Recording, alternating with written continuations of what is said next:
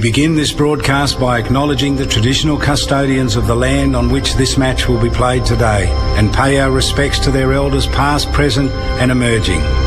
We extend that respect to Aboriginal and Torres Strait Islander peoples listening. Welcome to ABC Sports coverage of the cricket.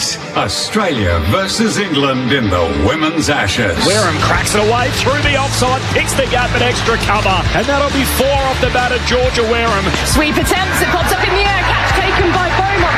Gardner around the wicket, angling into the leg stump, and she's bowled it. Bowls again to Jones, full sauce, and absolutely clattered to the right with a pull shot for 4. Gardner into Duncan, comes down the wicket and she's bowled. Flights it up, full toss, get the treatment, Heather Knight just goes whack, over long off for 6. Bowls it short, it's pulled away by Sophie Eccleston, it's high, it's far, it's 6. Around the wicket, Healy,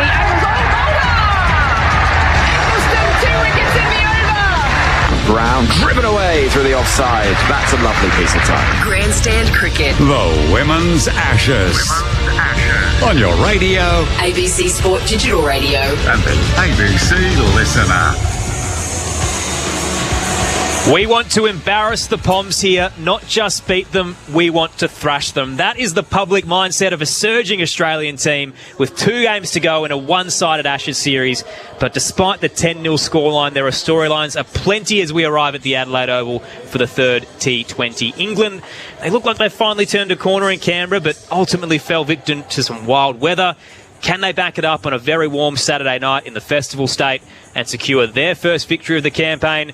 The Aussies, meanwhile, they're eyeing a series whitewash, and there is history on the line tonight in the short term as the hosts seek their first ever T20 series sweep against England. Aaron Bryan's with you on ABC Sport and BBC 5 Sports Extra. Great to have your company for the third T20 of the Women's Ashes. Alongside me tonight calling the action is the great Henry Moran. Good to see you, Henry. Lovely to be here. What a place. It is such a special venue. Loads of fans coming in, and there's that wonderful buzz you get walking through Adelaide as you head over the bridge down towards the ground. I bumped into to Michelle Gosgo outside the venue as well. We saw the crowds building. It's fabulous to be here. It's a privilege to be in this box at times in the Riverbank stand because it is a beautiful picturesque scene, as you can see kind of the northern hill, the sun setting across the western side, and you're right, the crowds filing in, and particularly in that western stand. So hopefully we do get a good turnout tonight, despite the fact that it is a little bit of a dead rubber. But as I said, there's a lot of underlying storylines in the build up to this one. We'll have Alex Hartley as part of the coverage as well, and alongside her as part of our expert commentary team is the double centurion and World Cup winner Michelle Gosgo. Good to see you. Yeah, good evening. Great to be here, Adelaide Oval. I've just got to say, I have played a test match here. Decent crowd. You know, we had a bigger crowd. No, we didn't. We had about 100 people. So it's amazing to see that. There's everybody here coming in to watch. The vibe is amazing. So hopefully the cricket is good as well. There's a lot happening from a team selection perspective as well. So we better head out to the middle for the bat flip with Katie Martin. Well, Adelaide Oval is the venue for the last T20 International of the Ashes series. I've got Talia McGrath, Heather Knight and Kent Hannum here for the toss. Heads, please. Heads is the call, and it is the tails. You've won the toss. So what are you going to do and why? We're going to bat first. Lovely wicket to play cricket on, and we're pretty keen to go out there and post a big total. You've put 180 on the board in both those first 2 games. What's working so well batting first for you guys? Just taking the game on. We've committed to a game style, and we've got such a deep batting lineup, so we want to use it. I have to ask, it's your first time captaining at home for Australia. How have you enjoyed the experience, and how special is it going to be today for you? Yeah, I'm pretty excited. All day I've been trying to keep myself busy because I'm so excited, to captain at home. Lots of friends and family in the crowd, so keen to get started. Any team changes today? We got one change. Das comes in for Kimmy. Any reasons for that? Shell. I'll ask you later on. Good luck for the game, mate. Well, third time you're going to have a bowl first. I guess, what do you need to do differently to restrict Australia? I think a little bit of execution. I think we did some really good stuff the other day. Just missed a little bit at the back end, and their batters put us under pressure. So, look, we continue to try and take wickets throughout. I think that's the best way to contain players at the death. But, yeah, we obviously chased pretty well the other night. We felt like in a really good position, obviously chasing that score. So, not too disappointed to chase tonight. I was going to say, there was frustration, but it looked like an improved performance from your side. What was your reflections of that game? Yeah, I think so.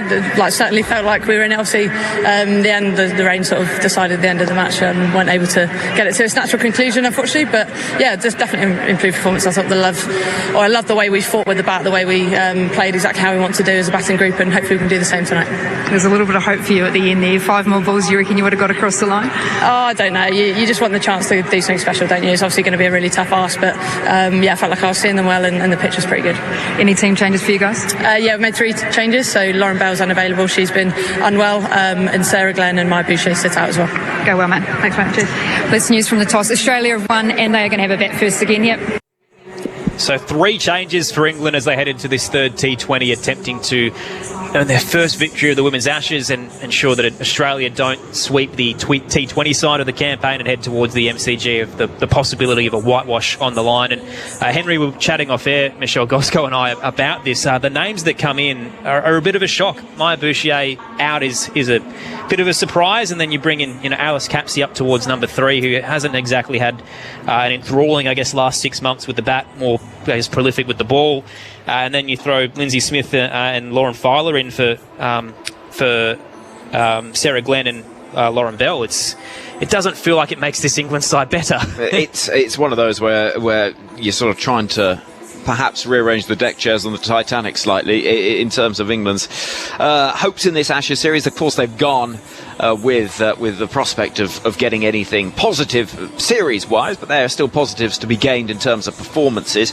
Maya Boucher, she's not had a great run of it. Back-to-back ducks in Hobart, and then the first T20 at Sydney. Top scorer in the series of 17 in that second ODI at Melbourne. So she's not had a great time of it, but I think will play in the Test match. She's got a Test 100 in South Africa prior to Christmas, so she's a player that I think England will expect more from in the future, but not had a great tour. Capsey at 3 is an interesting one. She's a player that on her day is absolutely outstanding. She actually has had her biggest impact with the ball during that second one-day international, so interesting to see how she goes. As for Lindsay Smith, really pleased she's getting a chance. She's a left-arm spinner, different to what we'll see from Sophie Eccleston, taller, more bounce. Smith is much more skiddier bowler, much more in the mould of Sophie Molyneux rather than Sophie Eccleston. And we'll see how this England side go, but I think Wyatt, Hodge and Dunkley at the top of the order, that'll be an interesting partnership with England looking to try and get a wriggle on whatever they're set by Australia. I guess the main storyline heading into tonight, Gozzy, is has England finally turned a corner? It felt like they were a lot more competitive in Canberra, and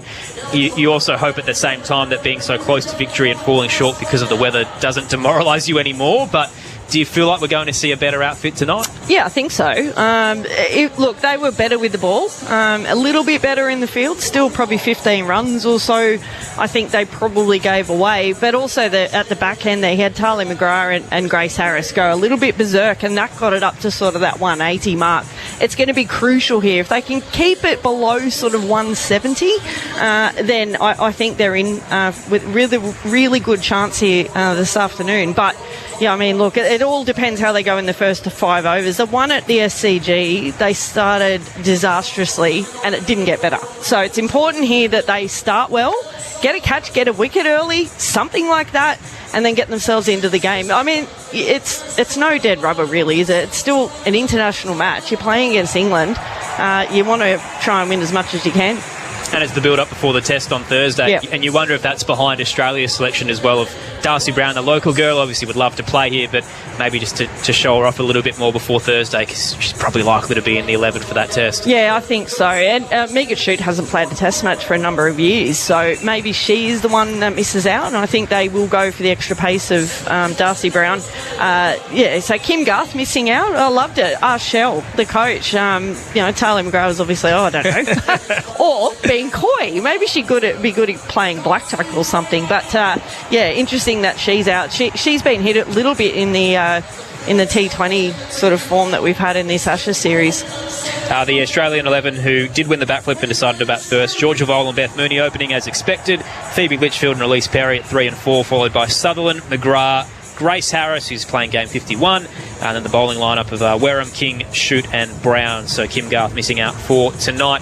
We had Jason Gillespie on SA Grandstand earlier today to ask about the state of this series and what is quite going on with England. This is what he had to say earlier today. It almost feels like in English cricket at the moment, it's, the results don't matter. We're just focusing, we're just trying to entertain. Well, England England women's team isn't that entertaining at the moment. If you've got to be completely frank, it's not overly entertaining. You alluded to, a lot of misfields, drop catches out there. Some of the batting has left a lot to be desired.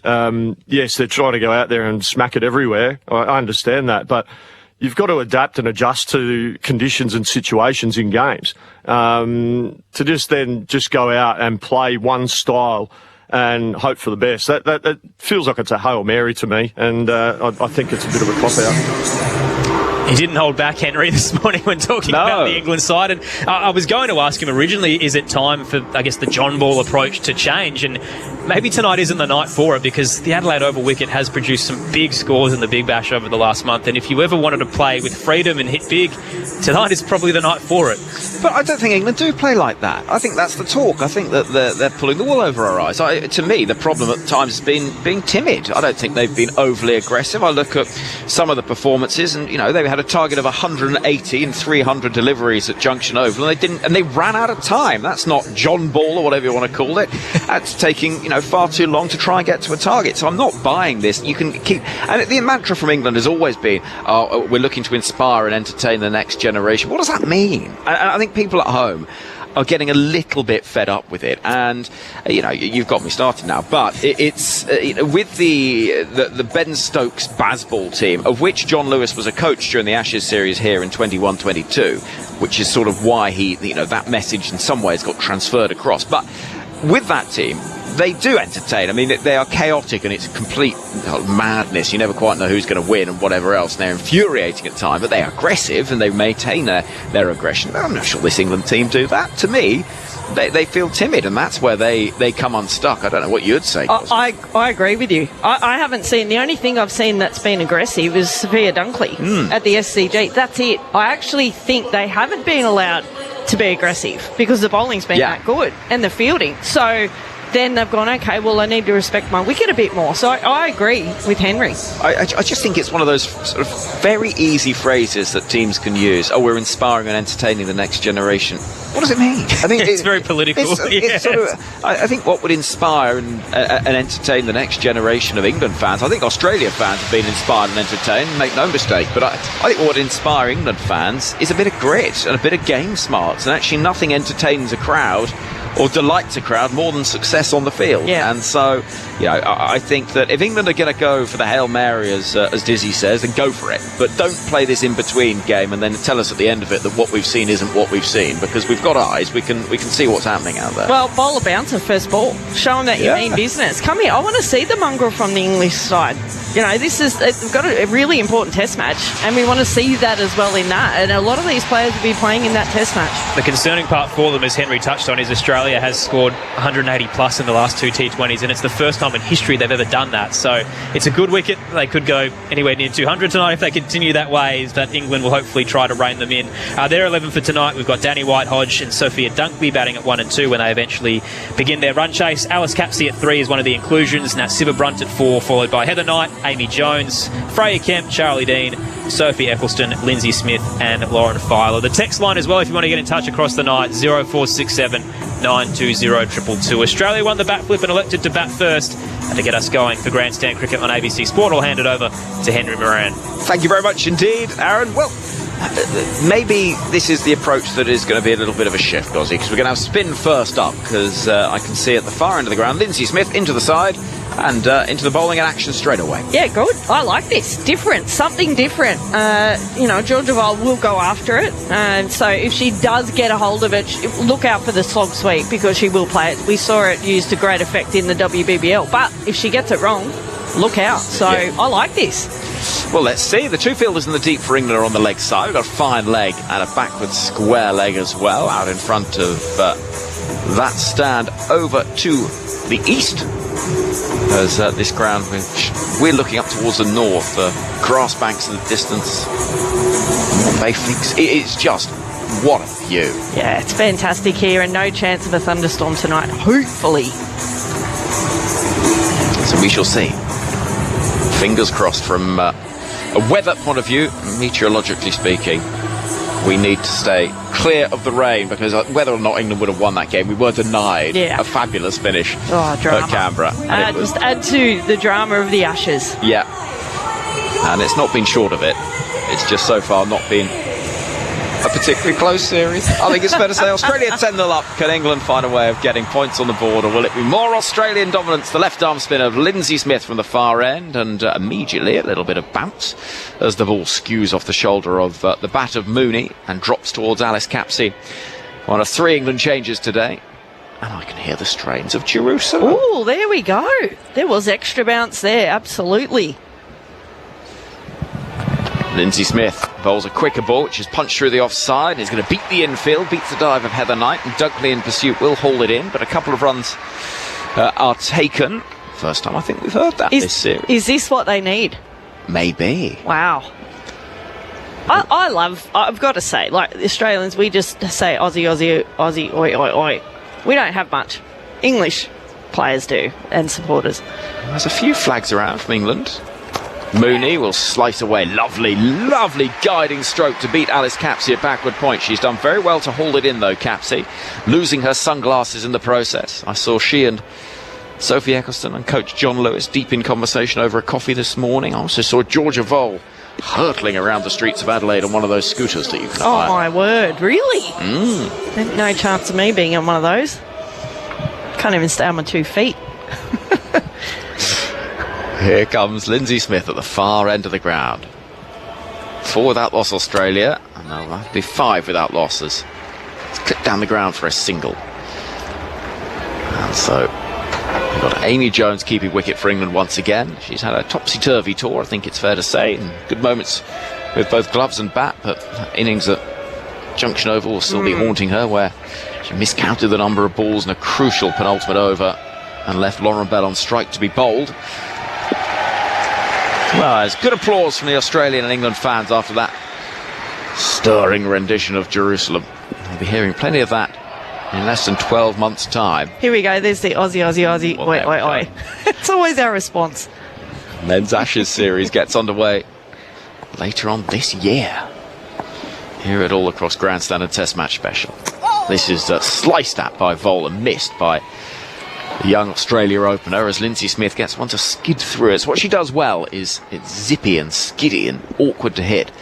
A field that's packed inside the offside with a short extra cover right in the eye line of Vole, who is going to go hard into the leg side, whipping it out to deep mid-wicket, where there is protection in the form of Danny Wyatt-Hodge in the red boots.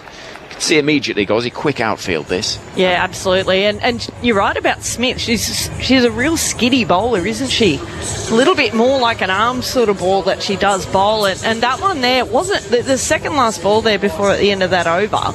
Georgia Vole, that wasn't far away. That was about 10 centimetres away from off stump. So just got a little bit careful there. But that's a really good start there for England. Yep, 6 without loss Australia. So Smith will be pretty happy with that. Into the game, into the series. And a bowler that has been a real, I suppose, example in a little bit the way somebody like an Alana King has, of somebody who got early opportunities as an England player, then had to work hard to fight back and get another chance, having lost selection and contracts and that sort of thing. But she's on the cusp of being a more regular fixture. But you've got a very successful spin trio in Dean Eccleston and Glenn, who have been hard to dislodge. Smith gets the chance today, as does Freya Kemp, who's running in now. Left arm over to bowl to Vole. It's a full delivery, tucked away off the pads, out towards Smith, who is an excellent fielder and prevents the second run, galloping in from that boundary in front of the stand that towers high to our right. The score moves to 7 without loss. On the email, by the way, tms@bbc.co.uk. On the SMS, 0467 920 222. Mark in Sydney is in touch. Hello to you, Mark. Ravi's also listening. Down with a cold. Enjoying the cool, the sofa of the place where Ravi's listening from. Bad luck, Ravi. Well, hopefully we can make you feel a little bit better. Well, I hope so. You get those enormous flamethrowers. Oh, my word. They sort of blast out a cold. Don't know if you're sitting anywhere near them. No, well, during the WBBL we get a little bit, and it's about 15 metres in front of us. In comes Kemp to bowl to Beth Mooney, who's waiting and angling the ball away. Lovely piece of timing, guiding it past backward point and for 4. It's the first boundary of the innings, and it's very elegantly played. The crowd like it. Those in the green and gold all around this stadium herald the first boundary of the innings as the floodlights, these LEDs, glitter and twinkle in celebration. Oh, there's definitely extra bounce there, and Beth Mooney straight onto that extra bounce. Beautifully played, backward a point. One of the best players in the world, always hitting the ball into gaps. So Mooney, with a score 11 without loss, gets a full delivery. She's driving down the ground. There's going to be a chase for Eccleston. She's not going to be able to get across. She's hurtling after it as quick as she possibly can, but she can't stop it. Sophie Eccleston ends up in a little bit of a heat and gets hauled to her feet by Nat Sivabrunt. And back-to-back boundaries for Australia see the score move to 15 without loss. Yeah, well, if I was Georgia Vole, I'd be going down to Beth Mooney. Can you just hit it a little bit harder? I don't want to be looking and running these threes, please. And that one there wasn't quite out of the middle of the bat there from Beth Mooney, but just presents the full face of the bat. Nicely worked again. Here comes Freya Kemp to bowl to Beth Mooney. With a score 15 without loss. It's another full toss, and this is walloped through mid-wicket for another boundary. Not getting that length at all right, Freya Kemp, and she turns on her heel, shakes her head, and heads back to try again. But suddenly, Australia moving through the gears. They're 19 without loss. Yeah, well, it's in the power play, isn't it? So only the 2 fielders allowed outside the inner ring, and they're positioned at fine leg and deep square point. So when you bowl a full toss on leg stump, there's not much protection for that. Beth Mooney's got herself going. 3 boundaries in a row. 19 without loss. Kemp running in again. Mooney waiting. And there's an appeal for LBW. England think that might be pad first as it drops towards Charlie Dean. And Amy Jones was the first to make a howl of excitement, but nothing doing. Warren from Blacktown looking forward to tonight's game. And the call, I think it's going to be the best game of these T20 matches. But we'll see. I mean, we've had some entertaining cricket, and England keep on saying they're very close. And there have been moments. There has been moments, yes. I'm not sure they're very close. Running in is Freya Kemp. To bowl to Beth Mooney, who's driving without timing, and it's coming off the inside half of the bat towards Heather Knight. So a couple of dot balls after a flurry of boundaries. The score remains 19 without loss at the end of the second over. You're listening to Grandstand Cricket on ABC Sport Digital, the ABC Listen app, the ABC 5 Live, 5 Sports Extra, and BBC Sounds on a busy weekend for Australian sport. The Australian Open you can hear across the networks as well. And also, another event I didn't realise was happening was the cycling round. Yes. That's a big event here. So what's going on with this? I don't really know much about it, but I know that's a big event. Tour Down Under? Yeah. It's called? Yeah. It's fantastic. I wish I could ride like them. There's a lot of athletes to look at and go, I wish I could be like them. I know. I wish I could be a cricketer. Well, you've done far more than anyone else in this commentary box at the moment, Aussie. World Cups, double centuries. Here comes Lauren Filer running in and bowling a ball which hurries Vole, and there goes Filer rolling down the track again. Henry, I didn't realise I was watching the screen there, but I was actually going to say to you, do you think she'll fall over first ball? Well, she did. So it's been every ball that she's bowled first in her spell, in every game. So it's just a thing. I would be wearing shoulder pads or knee pads or something. She runs in. The score 19 without loss. Vole on strike. And again, can't get hold of a ball which is quick, full outside the off stump, 120 kilometres an hour. Penultimate stage today, by the way, of the Tour Down Under. Rode up Wollonga Hill twice, won by Jonathan Narves. Tomorrow starts King William Road, Adelaide, finishes there as well. 90 kilometres in 2 hours. So by my maths, it's an average speed of 45 kilometres an hour. Oh, my word. It's going some, isn't it? That certainly is. It's amazing. Filer again, elbows jutting out. Runs into bowl to Vole. And that's clipped towards the leg side, and Smith will field. And this is a good start from Lauren Filer, whose extra pace is causing some problems for Vole. 3 dot balls to start this third over. The score remains at 19 without loss. Yeah, Vol's just struggling a little bit at the moment. You've got someone like Beth Mooney, 17 off 9 deliveries so far. So I've been impressed with Phyla. A couple of adjustments maybe to her action. She probably could be even quicker than what she is. Phyla running in once more, and Vol this time goes up and over backward point to get a boundary. It's really good batting. Riding that bounce and just angling it over Wyatt Hodge, who was inside the circle. Dunkley at deep third stood no chance. That's a really good piece of batting from the youngster, who gets up and running in terms of boundaries, and the score 23 without loss. Henry, why wouldn't you leave Lindsay Smith on? She's just bowled 1 over for 6. And then they've gone, right, we'll just take her off and we'll put another pace option in, which is what Georgia Vol likes. So wouldn't you make, I don't know, for me as a coach, I'd say I want to do something that that player wouldn't like to face. Yep, I agree with that. Here's Phyla to Vol, who this time will drive off the back foot, square through the offside, might pick up 4 more. It is a quick outfield, and she does. And Freya Kemp is as quick as anyone in the England colours, but can't stop it. And so, more runs, 27 without loss now, Australia. And Vol with 2 shots through the offside, not necessarily where her game is known, but certainly more than competently played on those 2 occasions. No, it's a beautiful shot. That's like Elise Perry. That's what she has done to great effect throughout her whole career. Back foot punch for 4. Beautiful strike there from Vol. Phyla will try once more. Vol waiting, and this time will play the ball into the pads and gets called through by Mooney, with Vol unable to see where that ball's gone. But Mooney was alive to the situation, runs through for the single, 9 from the over, 3 gone. And the score 28 without loss. Janet emails tms@bbc.co.uk saying, having lived in Tasmania and watched a lot of cricket in Australia, I agree. England should be more aggressive in their attitude. I was always told you're not just playing the team, you're playing the nation. From Janet in Hungerford. Good luck to the Hobart Hurricanes on Monday. You'll hear that on Grandstand Cricket and on the BBC as well, as we head towards the end of the BBL season.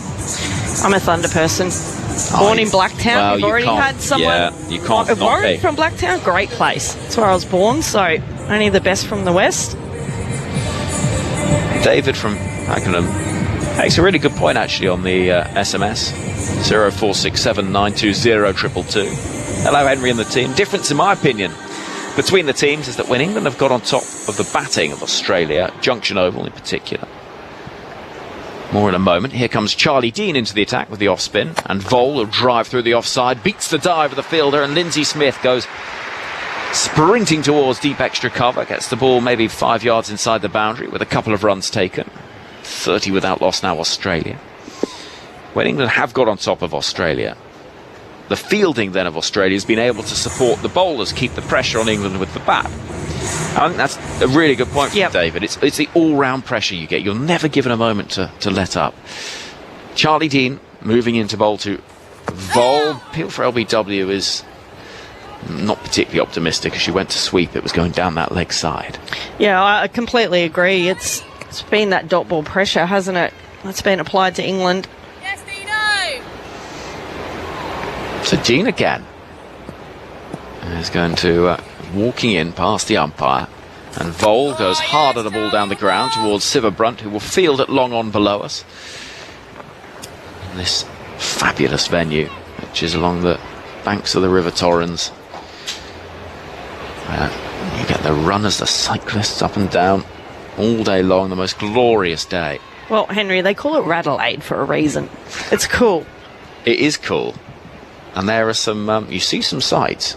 Certainly. I could people watch all day here. It's fantastic. Charlie Dean around the wicket, worked into the onside, out towards the fielder on the boundary. They'll get through for 1. Mooney on to 18, and the score 32 without loss. What I enjoyed enormously was that on the bridge walk over, there was a singer. There certainly was. Huge, great beard he had. In comes Charlie Dean to bowl to Vol, who smashes that down the ground, but straight to the hands of Siverbrunt. 33 without loss. 1 ball left of the 4th. And I would say enthusiasm 10 out of 10. Tunefulness 6. Lyric recognition and memory 1. Yeah, I think that's being generous. But I enjoyed it nonetheless. Here is Dean bowling to Mooney, looking for that single into the offside. Just lovely batting, just dropping it into space, getting one. And keeping that scoreboard in the distance, that famous old scoreboard with the painted names and numbers, keeping it moving. As the score stands now, 34 without loss, 4 overs gone. It's looking a little bit ominous, isn't it, at the moment? They desperately need a wicket here, England. It's a beautiful batting track. Very quick outfield. I saw some pictures yesterday of the pitch getting prepared, and it looked an absolute belter. Okay, Lindsay Smith back. Okay. Well, there we go. England chopping and changing. Australia, by the way, have played at the Adelaide Oval 5 occasions. They actually, in T20 cricket, have a losing record. Ooh, okay. 2 wins, 3 losses. Here is a ball that is punched into the offside from Lindsay Smith, who's got a very simple action. I say that really as a compliment. It's very repeatable. Yeah, absolutely. It's not as high as you would expect for an off-spinner. Smith again, a little bit quicker this time, worked into the onside, down the ground by Mooney with a very deliberate angle of the bat towards the left of the fielder at long on. It's a different action than someone like Nathan Lyon, who gets up and over his front leg and goes towards the batter. She veers off to the left, or to her right, sorry. So she gets a little bit of almost swing on the ball. It's that sharp movement through the air, and then not necessarily quite as much off the surface. Vole whips that into the leg side, and Alice Capsey moves to her left, quickly to stop it, square leg. Oh, how much are we going to see of Capsey? Are we going to see her with ball in hand at all? She was effective in the ODI series when she got a chance. Round the wicket comes Smith. Vole will look for a run down the ground, and little slow setting off his Beth Mooney, who wasn't quite as convinced the run was there, but they do get through for a single. As just 2 from the first 4 balls of the over represents a pretty good return from an England point of view. England have struggled to dismiss the player on strike now, Beth Mooney. The last 70-20 internationals between the sides. She's never been dismissed in the power play. This time, angling the bat towards the offside and working the ball down to short third. Capsey will run to pick it up, and the throw a little loose, but they only get 2 to Australia. Last dismissed Beth Mooney in a T20 inside the power play against England, 2019. Wow. Yeah, she's very effective, isn't she? Mooney waits for Lindsay Smith to bowl the final ball of the over. 1 run will be taken, easily enough, but it's a pretty decent return from Smith with 5 from the over. She's bowled 2 overs now, none for 11. Australia, though, in a healthy position at 39 without loss. 5 overs gone. Grandstand Cricket, ABC Sport Test Match Special across the BBC as well. Michelle Gosgo in a moment. You'll be joined by Aaron Bright. Grandstand Cricket. Australia versus England in the Women's Ashes on ABC Radio ABC Sport Digital Radio. and the ABC Listen app.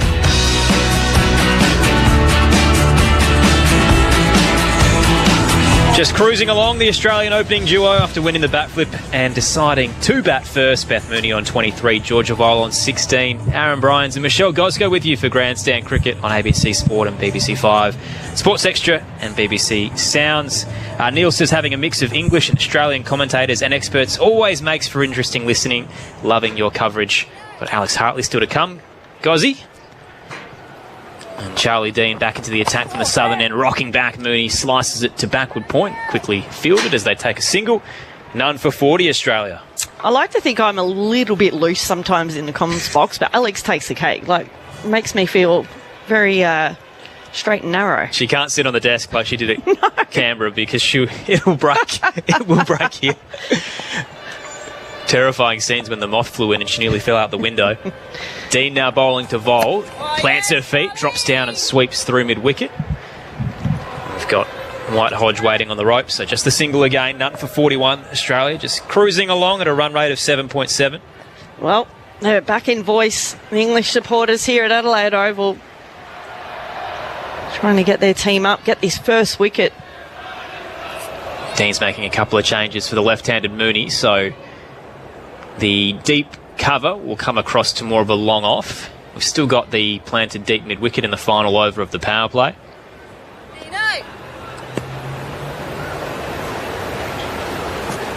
Charlie Dean to Beth Mooney. On her toes, guides it to point and a misfield. They can race through for a single. Sophia Dunkley just slipped through her mitts. It wasn't exactly ferocious, the pace on it, but the first wobble for England in the field. Yeah, I think it just spun away from her there, but a little bit of hesitation between Vol and Mooney. There was a run out between these two at Monica, so a little bit of hesitation, but back safely.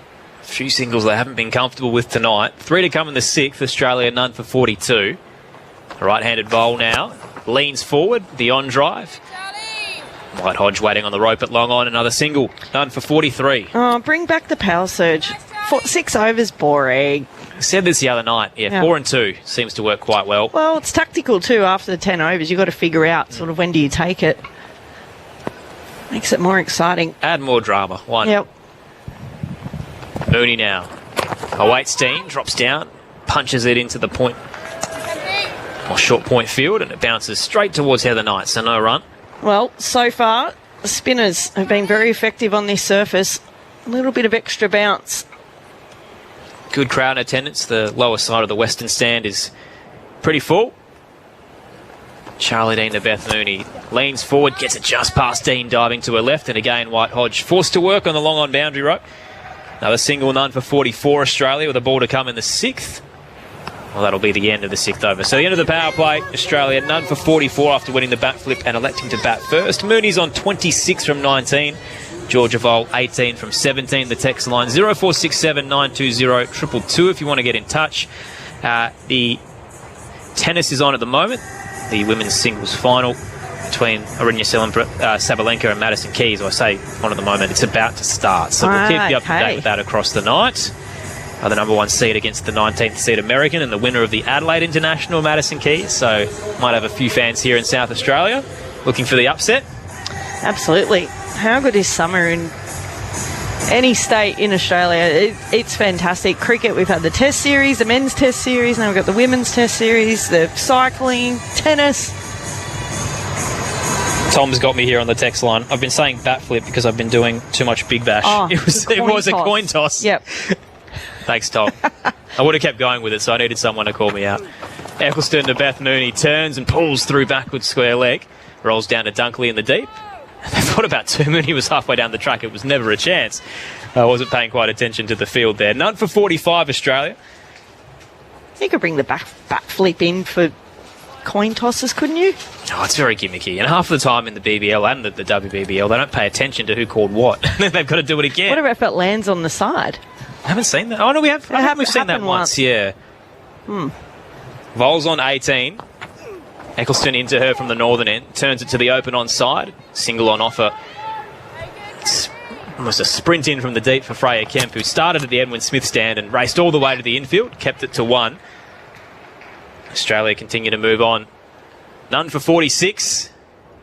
Just a very low energy. It's quite calm, isn't it, Gozzy? Well, there hasn't been a boundary since the 3rd over. So England have pegged this back. Had 2 overs of pace, and they were the ones who went the distance. So spin's been very effective so far here tonight. 4 deep fielders for the left-hander. We've got a backward square leg mid-wicket, long off and long on. As Mooney punches it through mid-wicket. The fielders converge and they'll take 2s. Slowly dribbles its way towards the fielder. So none for 48. Australia after winning the coin toss. Electing to bat first. Mooney's on 29. Vol on 19. Great run of form for Beth Mooney. So 73 and 44 in her last 2. 9th for runs all time as well. Eccleston bowls to her. Hip height on the bounce. Turns it through backward square leg. Darting across. Lauren Filer's happy to leave it for Sophia Dunkley, and they take a single. None for 49. And it's funny with Beth Mooney. Every time she bats, it doesn't matter if it's 10 degrees, 20 degrees, 40 degrees. She still looks like a tomato with the colour. and it's amazing. She could just keep batting. She could bat for 4 hours. Energy levels are still there, but she just needs a lot of hydration. Here's a warm day in Adelaide. Eccleston bowls to Vol. Down the track she goes and carves it through point, splitting the 2 fielders. Chases on from Danny White-Hodge and gets there in time as she dives towards the rope, flicking it to Dunkley. Good running, though. They get through for 3. None for 52, Australia. Yeah, well, that's a great piece of fielding. +1 for England. Danny White-Hodge. Australia reaches none for 52. So good partnership here between the two openers for Australia. Still hasn't been a boundary, though. Since the third over. Roll up to 22. Beth Mooney now on strike on 30. Yeah, she sneaks up on you, doesn't she? 30. Just accumulates them at a quick rate. Eccleston continues from the northern end. Mooney plants her ground, look to turn off her pads. It almost ricocheted off them. Straight towards Filer, who's happy to let them run through for a single. None for 53. And that'll wrap up the 7th over. Up to Australia. Won the coin toss and elected to bat. Mooney on 30, Vol on 22. Jason in New South Wales says, RE England, Alex made a great comment recently suggesting some of the English players simply weren't fit enough, and I think that has made a big difference in the field throughout the series. We wholeheartely agree with you, Jason, and I think it's been touched on a fair bit that the 15 runs, or 10 to 15 runs, they tend to leak across the first 5 white ball games have really proved the difference in a couple of those close ones. So they're looking a little better tonight, just the 1 fumble so far. Although it's early days, we haven't seen a catching attempt. Gozzy? No, not yet. That's where they've let themselves down, and the misfields that have gone for boundaries, that's, you're behind the 8 ball when that happens. Got a bit of English music. The Beatles are on at the moment. What's going on? Very vocal crowd for the England side as well. I do like this song, though. I'm not a big Beatles man, but this is the one that's in my playlist. I love them because they wrote a song about me, Michelle. So had to be my favourites. Here we go. Capsey's into the attack. So you were asking for it. Yep. Here we go. None for 53, Australia, and Alice Capsey will bat at 3 later. In for Maya Bouchier, gets a bowl. Right arm around the wicket. Mooney rocks back, slices it straight to the fielder at point. Rocketed in by Charlie Dean. Yeah, she's a little bit slower through the air as well, not as tall as the other two, Lindsay Smith and Eccleston. Took 3 for 22 in the Melbourne ODI. Capsey to Mooney, leans forward, catches it on the half volley, a straight drive that bounces in front of the fielder, waiting at long on. And then tossed in towards the batter's end. They take the single, none for 54. In the 8th over at the moment at the Adelaide Oval. It's a very hot day here, but it's started to ease up a little bit. Yeah, I just had some footage there. Capsey's on the mic as well for the broadcasters. Bit of pressure.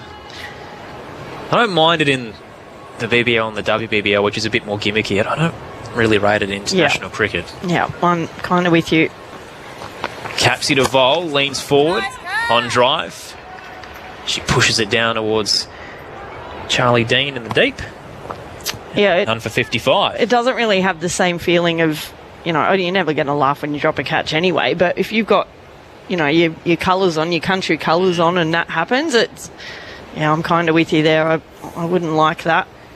Vol's on 23 and now Mooney on strike on 31. Terrific opening partnership for the Aussies so far. Capsey bowls to Mooney down the track, slaps it towards the fielder at long on. Takes another single. Dean's been forced to work a fair bit this over. Gee, they've pegged this back, haven't they? Mentioned a couple of times. 3rd over was the last boundary.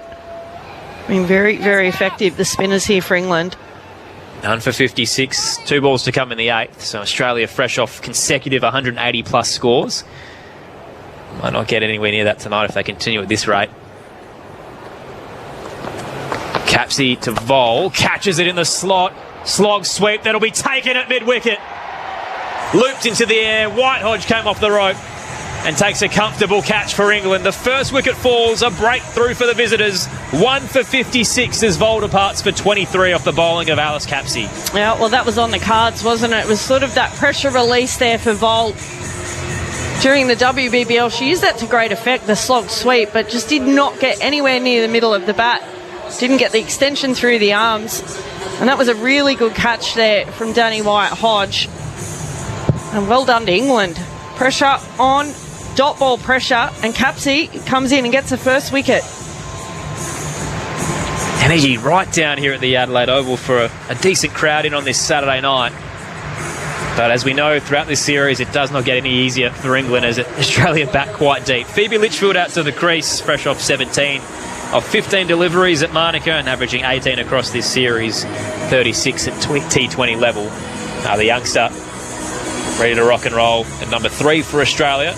Alice Capsey looks like a good decision so far to be brought into the England side. Yeah, as I mentioned, she's a little bit different because she is a touch slower, probably 5 to 10k slower. So she gives it a little bit more air. Really good move. Phoebe Litchfield, this is a good challenge for her here. If they can get her to get that 144 strike rate, I think Australia would be happy because certainly the brakes have been put on for this innings here at Adelaide Oval. So a deep fielding setup for the left-handed Phoebe Litchfield. Got a deep point, long off, mid-wicket and square leg. Fairly tight at the cover region at the moment. Capsey away from the southern end, down the track, pushed by Litchfield straight to the fielder at mid-on. Eccleston nice and clean, tosses it into Amy Jones, and that wraps up the 8th. Australia 1 for 56. A wicket falling of Georgia Vole for 23 at the hands of the returning Alice Capsey, who's 1 for 3 on the night. Beth Mooney 32 from 26. Litchfield yet to get off the mark. Richard from Geelong on the text line 0467 920 222 says, relaxing with a glass of wine after a tiring week and enjoying the call. Would love to be with you, Richard. I think we're eyeing off Monday.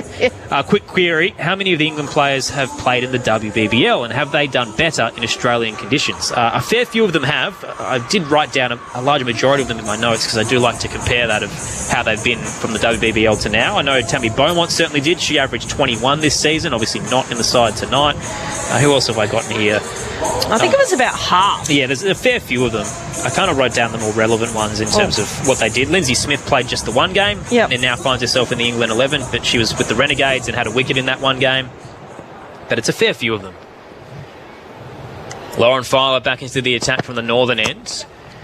Bowls to Beth Mooney, who tucks it through point, takes the single, 1 for 57, and Mooney just cruising along up to 33 from 27 as we start the 9th. Yeah, interesting. The crowd's very quiet at the moment, Aaron, and that's because at the moment you'd have to say Australians have only lost 1 wicket, but you'd say England's on top at the moment. Filer to Litchfield, couple of bat taps, awaits, turns it into the onside, fairly open in the infield. Eccleston has to dart across from mid-on and they take the single. Litchfield's off the mark, 1 from 2. Australia 1 for 58. It has been a bit of a grind so far in the early stages here. Not a lot of boundaries, just the 1 wicket that's fallen in the last over. You're right, the crowd has really lost its energy. There's not enough of them, I think, to do any sort of Mexican wave either, so nothing to really get them going. Filer bowl stepping across the leg stump. Mooney guides it backward of point. Here we go, racing to the rope for 4. Fireworks at the Adelaide Oval, and will that be enough to lift the crowd at the Australian side to boost their run rate a bit? It's down at 7.2. Australia 1 for 62 after winning the coin toss and electing to bat first. Yeah, well, there's the boundary they've been searching for since the 3rd over. Don't hold back, that's the music there. It's exactly what Beth Mooney did. That was a beautiful strike, actually. Just didn't try and overhit it, just guided it through 3rd for 4. Closing in on a 25th T20 century, half century rather. She's on 37. Catches a short delivery. Manages to just tow it off a pull shot. Rolling down 3rd. Takes the single on offer. 1 for 63. Mooney's up to 37. Litchfield on strike on 1. Yeah, interesting. I'm really looking forward to see how Phoebe Litchfield goes about this innings tonight. Probably hasn't got the runs that she would have liked throughout this Ashes series, but it's just been quite willing to use the reverse sweep a lot. Filer bounds in. Litchfield steps back and pulls cleanly through square leg. Good fielding in the deep, though. Darting across, Freya Kemp keeps it to just 1. And she's such a good hitter of the ball. I just like her to... you know her hockey background with right-handed hockey sticks only in use. She's going to be able to use that reverse sweep and whatnot, but if she stays still and just hits the ball, she's one of the biggest and cleanest hitters in Australian cricket. Fowler to Mooney on 38. Steps across the off stump and ramps. High and long down, fine leg for 4. Mooney's up to 42. Lauren Fowler bites her nails and starts to worry a little bit. She'll have a bit of time to think about it. It's the end of the 9th over. Australia move along to 1 for 68. Mooney 42 and Litchfield on 2. Oh, my word. What a shot. She got well outside off stump. Fowler just looked at me. What was that? Beth Mooney. She's brought that into a game probably the last few years, actually, and she's probably sort of on the 5th or 6th stump line and played that beautifully. I was going to say, a bit of time to rattle through some of these WBBL scores because I've got them on my iPad here, but Alice Capsey's back on, so it's going to be pretty quick here. 1 for 68 Australia. Alice Capsey fresh off 1 for 3 in her first over. She's so fast the television broadcaster isn't ready for her, so they've got to wait. Litchfield's on 2, ready to go. And we can resume at the Adelaide Oval. Capsey right on the wicket. Down the track comes Litchfield. Straight drive. It's up in the air. Darting across. Dean can't get there, and it bounces over the rope for 4. Almost if she'd sprinted across, I reckon she may have made it, but she wasn't quite sure where it was going to land, in or over the rope, and didn't fully commit to the dive. Boundary for Australia. Yeah, kind of yorked her when she ran across. But that's the hitting I've been looking for from Phoebe Litchfield. She went straight up because she's got extra point out, deep extra point out in the boundary for that reverse sweep that she does like. Capsey, reverse sweep, topped, straight over the top of Amy Jones. She chases, they converge, and they won't get there. Down short, fine leg, an opportunity to take the wicket of Phoebe Litchfield. But Australia get away with one. It was an awkward looking attempt. Just scooped straight up in the air, Gozzy. Well, do you want that music as well? Straight after you play a shot, that Phoebe, listen, do not bring that out. Capsey thought she might have had one there. Mooney now on 42. Play and miss. Across the off stump from Alice Capsey. Kept nice and low. Australia 1 for 73 with 3 to come in the 10th. Yeah, the run rate 7.68 at the moment. Capsey, that one was a little bit quicker, 95.8 kilometres per hour. Wants to flip her long off field at a long on, so Charlie Dean races across the rope, and Sophie Eccleston will now move to mid-off. Dean's actually coming off here, so she will be swapped over for Danny Gibson. Hopefully she's all right after that dive across the boundary. I think it might just be a bathroom break as she races down towards the rooms. Just a bit of a delay here as we continue. Mooney's on 42 from 31. Capsey's got 3 to go in the 10th. Away from the Riverbank stand end. Push straight back to the bowler. They thought about a single. Capsey, excellent to dive across and get to it. And sure, it will be a dot ball. Well, that one was 10K slower than the one previously. So she's varying up her pace really well here. I like this from Capsey. She's all smiles at the moment. It was a good piece of fielding off her own bowling. Capsey to Mooney awaits. Just sweep down the leg side. It's a wide. I've got a commentary change coming up, so just quickly. Heather Knight, a career high 45 average in the WBBL this season. Tammy Beaumont didn't play, but averages 18 with the Melbourne Stars.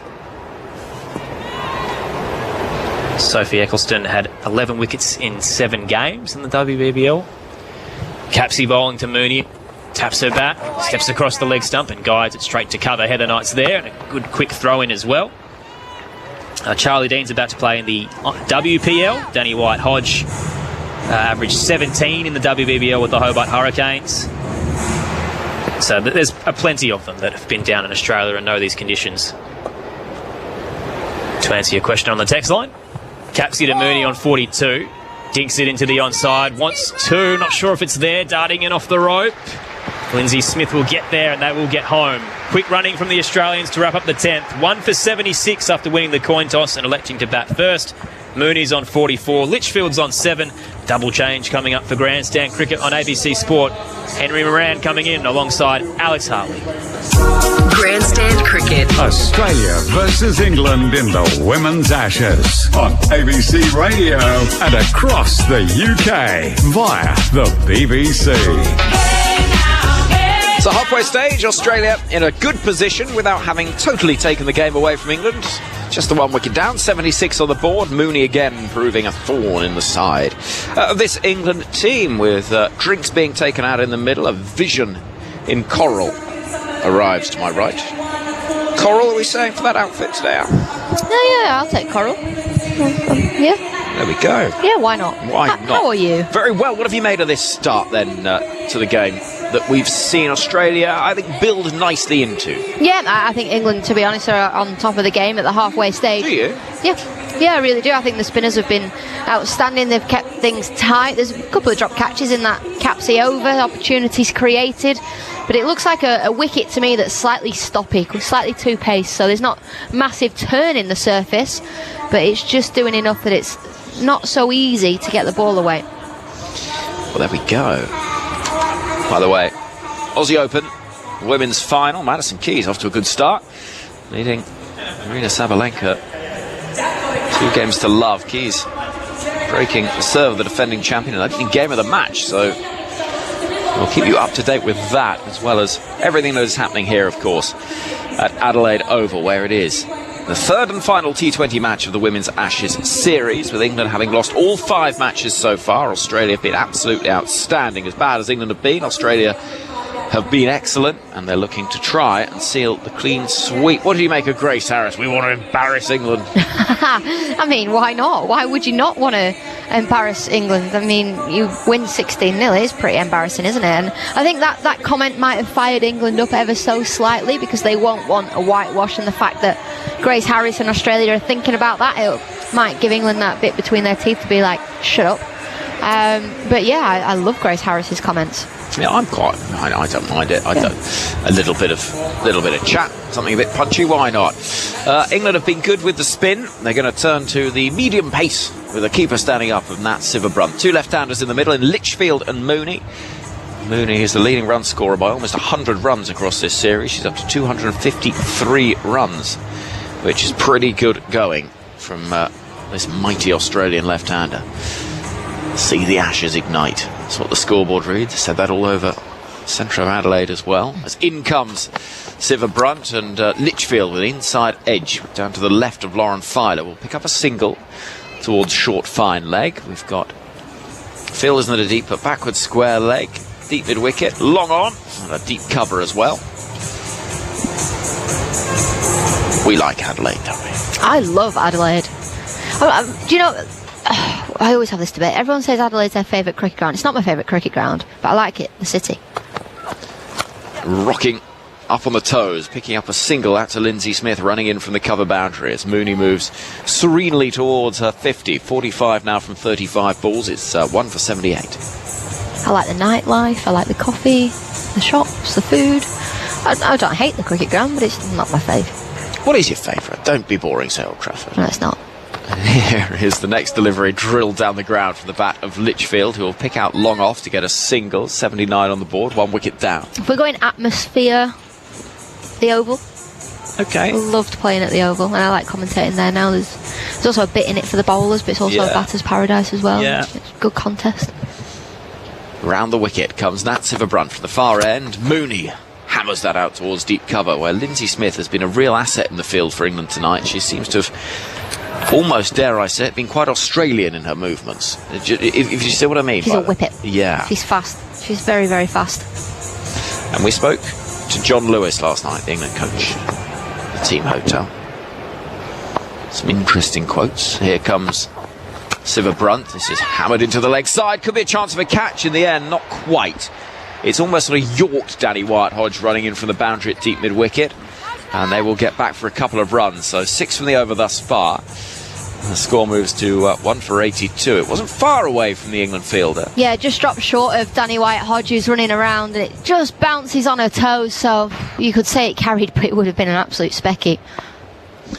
Here is Sciver-Brunt again, a mistimed drive down the ground from Litchfield, and she's only going to get 1, so reasonable over that from England. 7 from it, 11 gone. Australia still not getting away. They're only 1 down, but 83 on the board is perhaps a little behind where they'd want to be. So, yeah, John Lewis last night asked him about this issue about athleticism, fitness, whatever you want to call it. And he was very clear. He wanted to say fitness is too broad a term. You know, it can have connotations that can be negative around body image, and that's, I totally understand that. And, I get that side of it.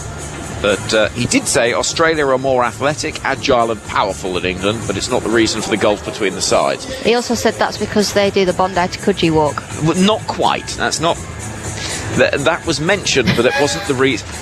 The point he made was he'd done the Bondi to Coogee walk, and he'd said he'd seen basically every child, it felt like, in the eastern suburbs, either doing lifeguard training or out swimming in the sea. It was more a reference to the outdoor lifestyle of Australia, as opposed to every child in Australia endlessly doing laps of Bondi to Coogee, which would be quite a thing. But, yeah, it was an interesting chat.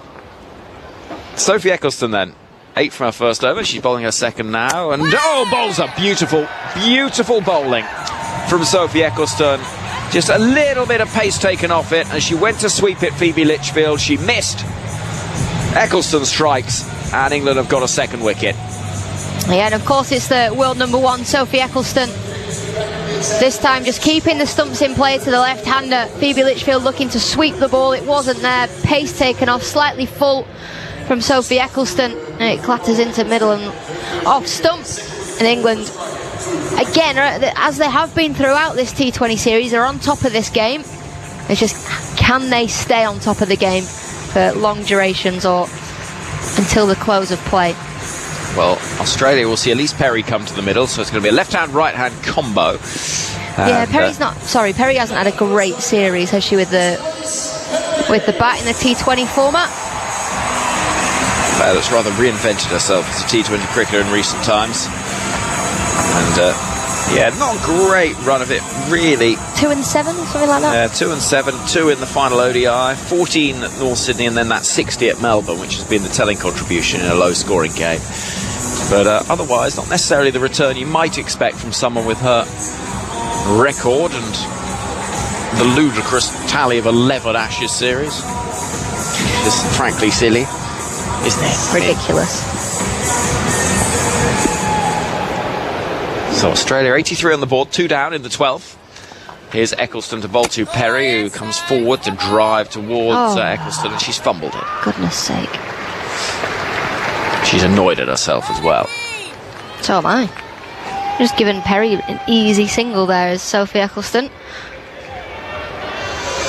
And she'll know that as well. It went straight to her and she just kicked it by accident. Like toddlers when they're chasing a ball, they kick it. Yeah. It's a little bit like that. And so they bend down to pick it up and it goes... You kick it further. Oh dear.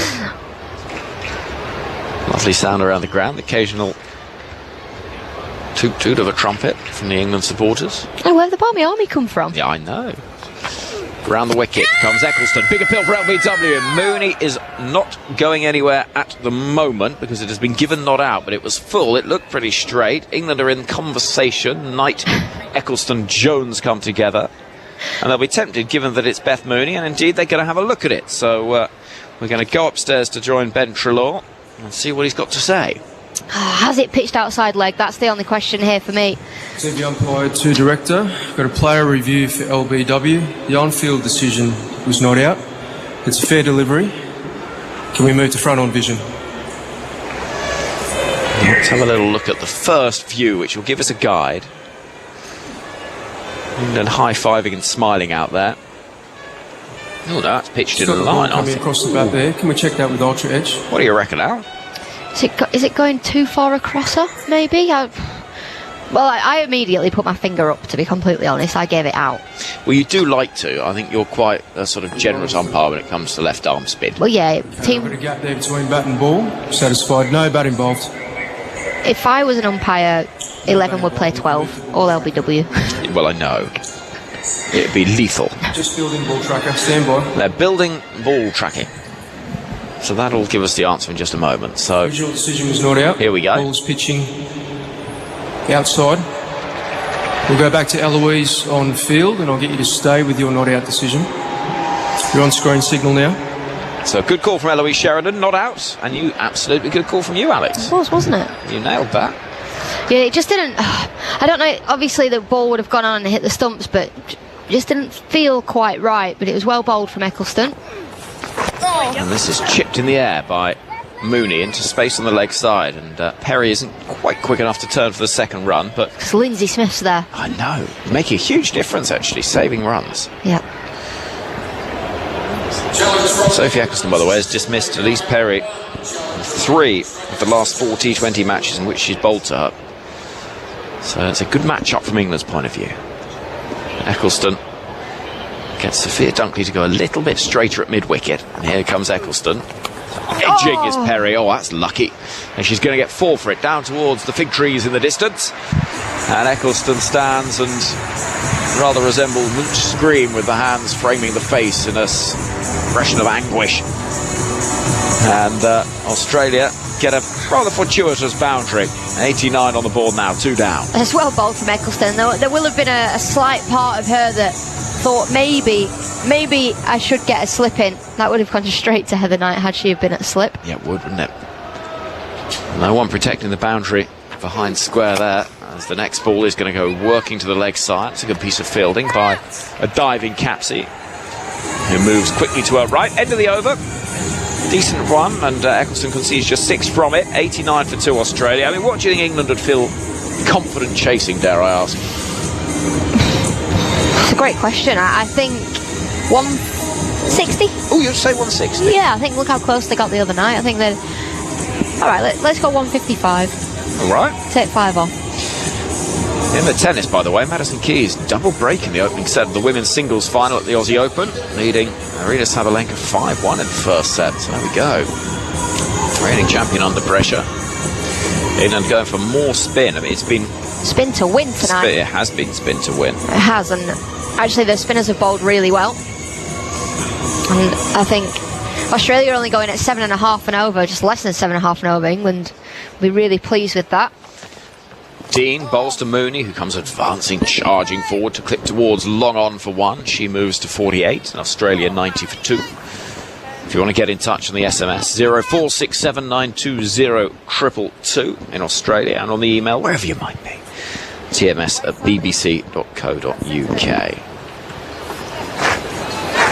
David on the email asking, should we be worried?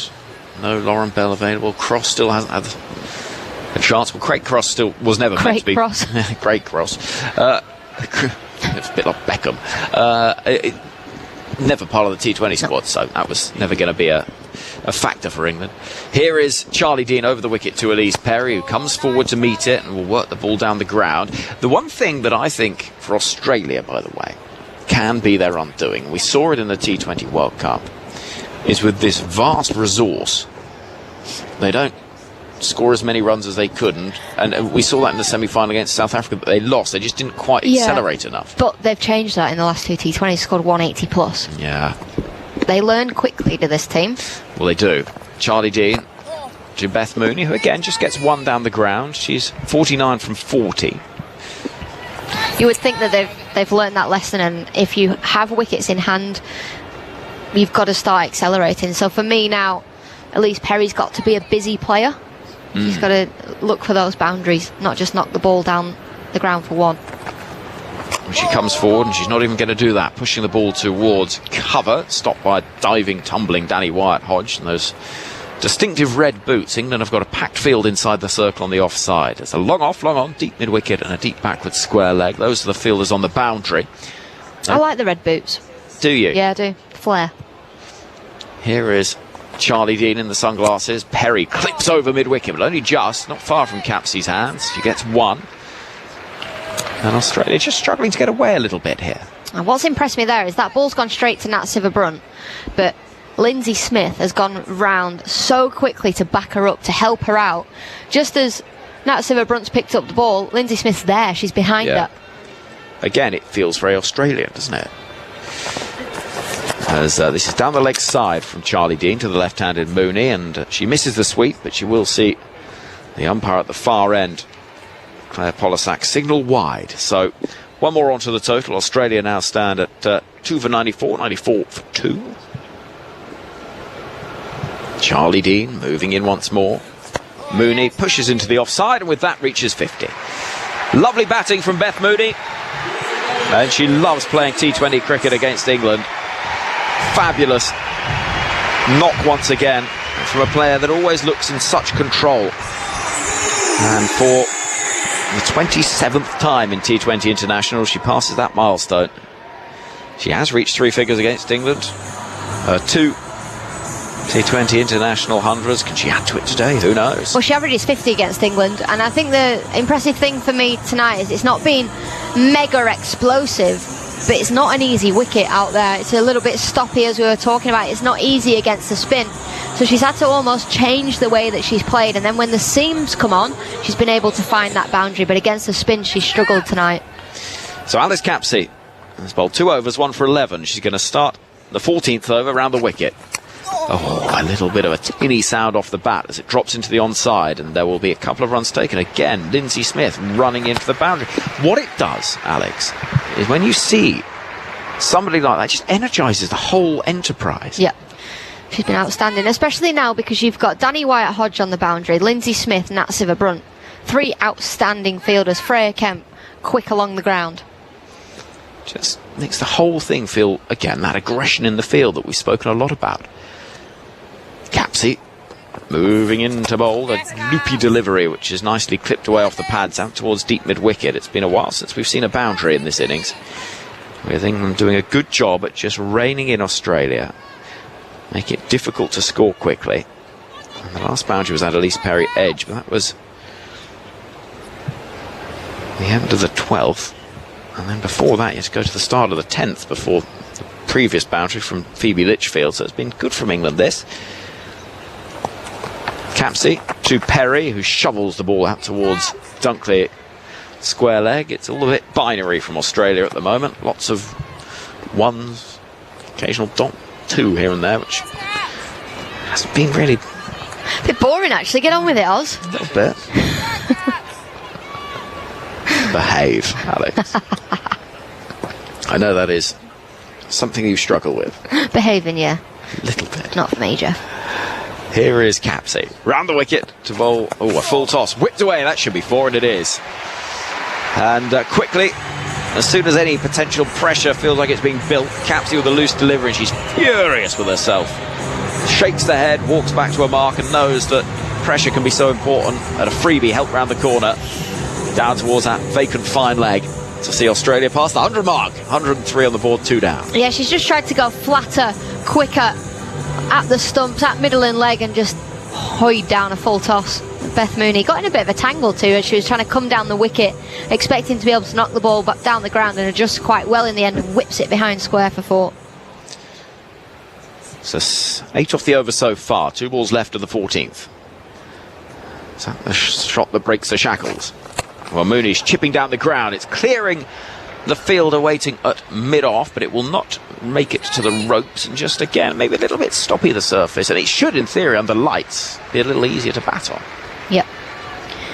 Should be. Do you want a Beth Mooney stat? I mean, she averages 50 against England in T20s. What else you got for me? Well, since you sounded so enthusiastic about the prospect of a stat, maybe I won't bother. Well, I know it's going to be bad. Good, depending on your point of view. This is not good. It's outside the off stump from England's point of view, and it's going to bring 4 runs. It was another gimme, really, and Mooney will move into the 60s, lofting the ball over point. And out towards the stand to our right, the Jack Oatey stand, the floodlights, which very cleverly light up 4 amongst the LEDs. They're very fun, these. And Australia 109 now on the board for the loss of 2 wickets. 14 overs gone. The run rate's just shy of 8 and over. It's the 3rd and final T20 of the Women's Ashes. The final time we'll see these teams in the coloured clothing before the Test match begins on Thursday. Go on. So, Beth Mooney, in terms of 50-plus scores for a batter against a single opponent in all women's T20 internationals, Beth Mooney has 9 against India. Sophie Devine's got 8 against South Africa, and Mooney now, so she's got 2 of the top 3, 8 against England. Good player. Yeah. Good player. Sophie Eccleston has been held back for overs 17 and 19 by the looks of it. That's what England have done the first couple of games. Yeah. I think because spin is working, Lindsay Smith will come back into the attack now. And Alice Capsey had bowled so well until that previous over with 14 coming off it. 14 overs gone. 109 on the board, 2 down. That's a quick ball first up from Capsey. Rocking back is Elise Perry, and she'll be looking forward to that test match, Perry. Smith. What did I say? Capsey. Capsey, did I? Forgive me. It's not the 100. You can't bowl at both ends. No, I know. 110 now for loss of 2. Perry, she's almost born for test cricket. Elizabeth. Oh, yeah. She gives me nightmares about when it comes to test cricket. I can't lie. Smith round the wicket, bowls to Mooney, who's sweeping for 4. And Australia are motoring once again. That was a loose ball down the leg side, and England just struggling a little with their line at the moment. This has been... Sorry, Henry. This has been I guess a habit or a trend, sorry, is probably the right word, that we've seen throughout this T20 series and the ODI series. England have built pressure, but it's that counter punch that Australia come back with. They absorb the pressure and then they go, okay, now it's time to counter punch, to counteract and take the game on. Smith from the far end of the ground, bowls to Mooney, who again just clips the ball down the ground, and almost without effort she's reached 68 from 48. Australia 2 for 115. Dan on the email says, I'm enjoying listening to the coverage in England whilst making pancakes for my daughter. It's not pancake day yet, is it? Nearly. Also, you are allowed pancakes on other days. Oh, not in my house, you weren't. Are you not? No. Really? No, once a year. Perry gives herself some space, spanks the ball out towards Danny White-Hodge at deep cover. Really? Once a year and you'd eat about 58 and feel unwell for the rest of the year. So if you didn't want them for another year. Yeah. Hot cross buns we were never allowed apart from Easter. Hi. I was allowed them whenever I wanted. Yeah. Anyway, parents say. So, Dan, cooking the pancakes, on the email, tms@bbc.co.uk, says, on the theme of favourite grounds, Alex, chipped into the leg side, but perfectly safely from the bat of Mooney, who'll run through for the first, thinking about a second that isn't there, as Kemp runs in from the boundary. 1 more taken, 117 now for the loss of 2.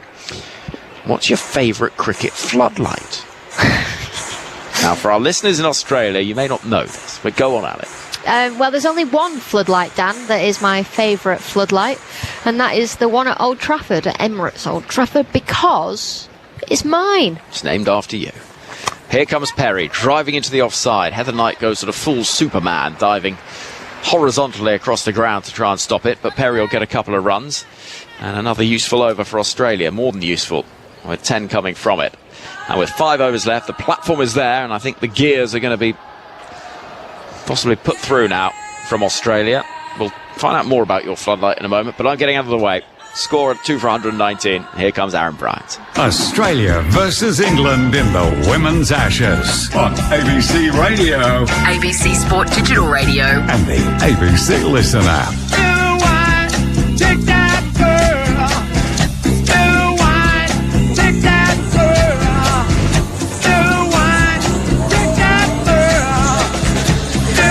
We've had a lot of great Alex Hartley moments over the years, but I think one of my favourites was the photo you took with the Alex Hartley light pole a few years back. Just so happy and joyous. Oh, it was probably one of the best days of my life. Charlie Dean back into the attack from the Riverbank stand end. Bowling to Mooney, he tucks it into the onside. Darting off the rope, it'll be fielded by Siva Brunt. They'll take the single, 2 for 120 Australia after winning the coin toss and electing to bat first. It's, you know, the floodlight. There is no other floodlights named after anybody in the world, so it's sort of like, you know, loads of people have got stands and pavilions and ends and bars. How did it come about, though? I asked for it. Right, there we go. I was like, if no one else has had one, how did this start? Perry's on 12. Charlie Dean right arm over the wicket. Down the track she comes. Scoots it straight to cover. Lofted drive and taken. Freya Kemp, comfortable, waited for it, head high. And a solid catch to dismiss Elise Perry for 12. Australia 3 down in the 16th. 3 for 120. Just looking to accelerate here, Elise Perry. She comes down the wicket, trying to go through cover, through extra cover. A little bit inside out from her, and it goes straight to Freya Kemp, who takes a pretty simple catch.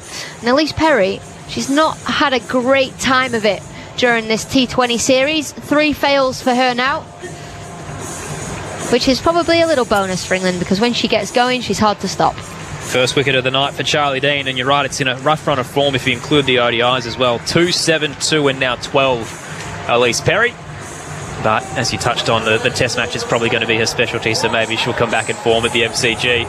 The thought of her being 200 not out again makes me want to cry. Grace Harris out to the crease with Australia 3 for 120. And you mentioned it before, the final 5 overs at Manuka really unravelled England. It felt like they did have Australia in a good little spot until McGrath and Harris had 71 runs in the final 5 overs at Canberra. So, albeit England's put on some great pressure early tonight, they don't want to let it slip here, because 3 for 120 could easily be 3 for 167 if Grace Harris gets off the leash. Dean away to Harris. Yorks are on the toes. Turn down towards fine leg. They take a single. 3 for 121 and Harris immediately off the mark. Yeah, this is where you almost want to sit back and watch when Grace Harris strides to the crease, don't you? And this is, you know, she's such a magnificent striker of the ball. And Beth Mooney there as well, going along nicely, but this could be a game-changing. Mooney on 70, steps forward, punches it into the onside. Lindsay Smith waiting at cow corner. Another single, 3 for 122. A game-changing passage of play like we saw in that second T20 as well. You almost want to just stop calling when Grace Harris is out there. Turn the stuff mic up and just let it play. Yep. Witness the unpredictable chaos that she can provide. Dean to Harris, awaits on her toes, and the back foot in the end. Defends, rolling down towards Smith into the offside, and they don't take a single. Dot ball. One to come in the 16th over, 3 for 122. That was well bowled from Charlie Dean into the pitch, just short of a length, because you can't go full to Grace Harris because she will target that leg side. Dean right arm over the wicket, across the leg stump. Harris takes a couple of steps, catches it full flight, whipped through the onside where White Hodge is waiting at mid-wicket. Another single to wrap up the 16th, 3 for 123 with the wicket of Elise Perry falling for 12. Grace Harris is on 2. Beth Mooney 71 from 51 deliveries, and Charlie Dean joins the list of wicket takers. Grandstand cricket on ABC Sport and BBC 5 Sports Extra and BBC Sounds for the third T20 here at Adelaide Oval of the Women's Ashes. 0467 920 222 is the text line. You can email tms@bbc.co.uk as well. Hesitant to read this out, Alex, because I know you don't like your tennis, but women's singles final on at the moment at the Australian Open, and Madison Keys has secured the first set against defending champion Aryna Sabalenka. Keys served for the set at 5-2 and was broken, but eventually recovered. Broke Sabalenka for the third time and wins 6-3 with 11 winners. So massive for the 19th seed against the two-time defending champion. Could be an upset on the cards. We'll keep you up to date. I've got a Beth Mooney stat from Hypercourse. Beth Mooney has now scored over 100 more runs than any other player in this multi-format series. Ridiculous. 258. Eccleston back into the attack from the northern end, manages to beat Grace Harris, who dropped down looking to sweep. Straight through to Jones, no run. Siva Brunt is second with 157 and Ash Gardner third with 156. Incredible from Ash Gardner, who's missed the last 3 games. Yeah, I know. And Beth Mooney just making Australia look rock solid without Alyssa Healy at the top order. Harris steps forward, straight hit. It's low and hard, over the rope. And 6 confirmed. 3 for 129 the Aussies, and Grace Harris, thunderous blow to move to 8. What a strike that was from Grace Harris. She hit one of the flattest sixes I've seen in the last T20, and that one wasn't far away either. Straight back down the ground. Sophia Dunkley's probably only 8-9 yards away from it, but it was hit like a bullet. Ridiculous power. How does Eccleston respond here? Around the wicket, Harris steps across the leg stump, looks to slog sweep, got enough height as it volleys its way down to long on, but not a catching opportunity there for Charlie Dean. Just the single. Harris moves to 9, 3 for 130. Hit like a bullet's not a phrase, is it? Shot like a bullet more, I guess. Yeah. Hit like a home run. Just hit hard. Flew. Mooney on 71. Has 3 50s this Ashes series. Drops down, catches it at hip height with a pull shot that races towards the rope for 4 in front of the Bashir stand. Mooney continues her incredible innings. Sophie Eccleston looks almost confused that there was no one waiting at square leg to field that. Yeah, I think she was so confused with where square leg was. Square leg was so far behind square. She's almost like, hang on a minute, I never have square that far behind. Square needs to be on square, just behind. She's given Freya Kemp a bit of lip about it as well, and they've responded accordingly with more of a backward square leg traditional position. Turned by Mooney into the onside. Coming in off the rope, White Hodge will keep it to 1.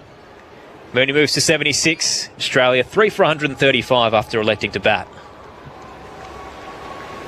Ravi Shastri is famous for saying the ball has been hit like a tracer bullet.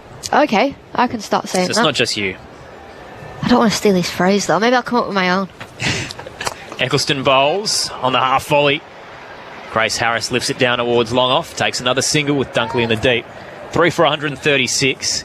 Rob from Coburg on the text line says, Alex, I think you should consider moving to Australia and calling sport here all year round. Your outlook on life and sport in general is so natural and down to earth and inspirational. I'll give you that 20 quid later, mate. Where would you live if you came down under? Have you got a favourite city? I have. It's controversial.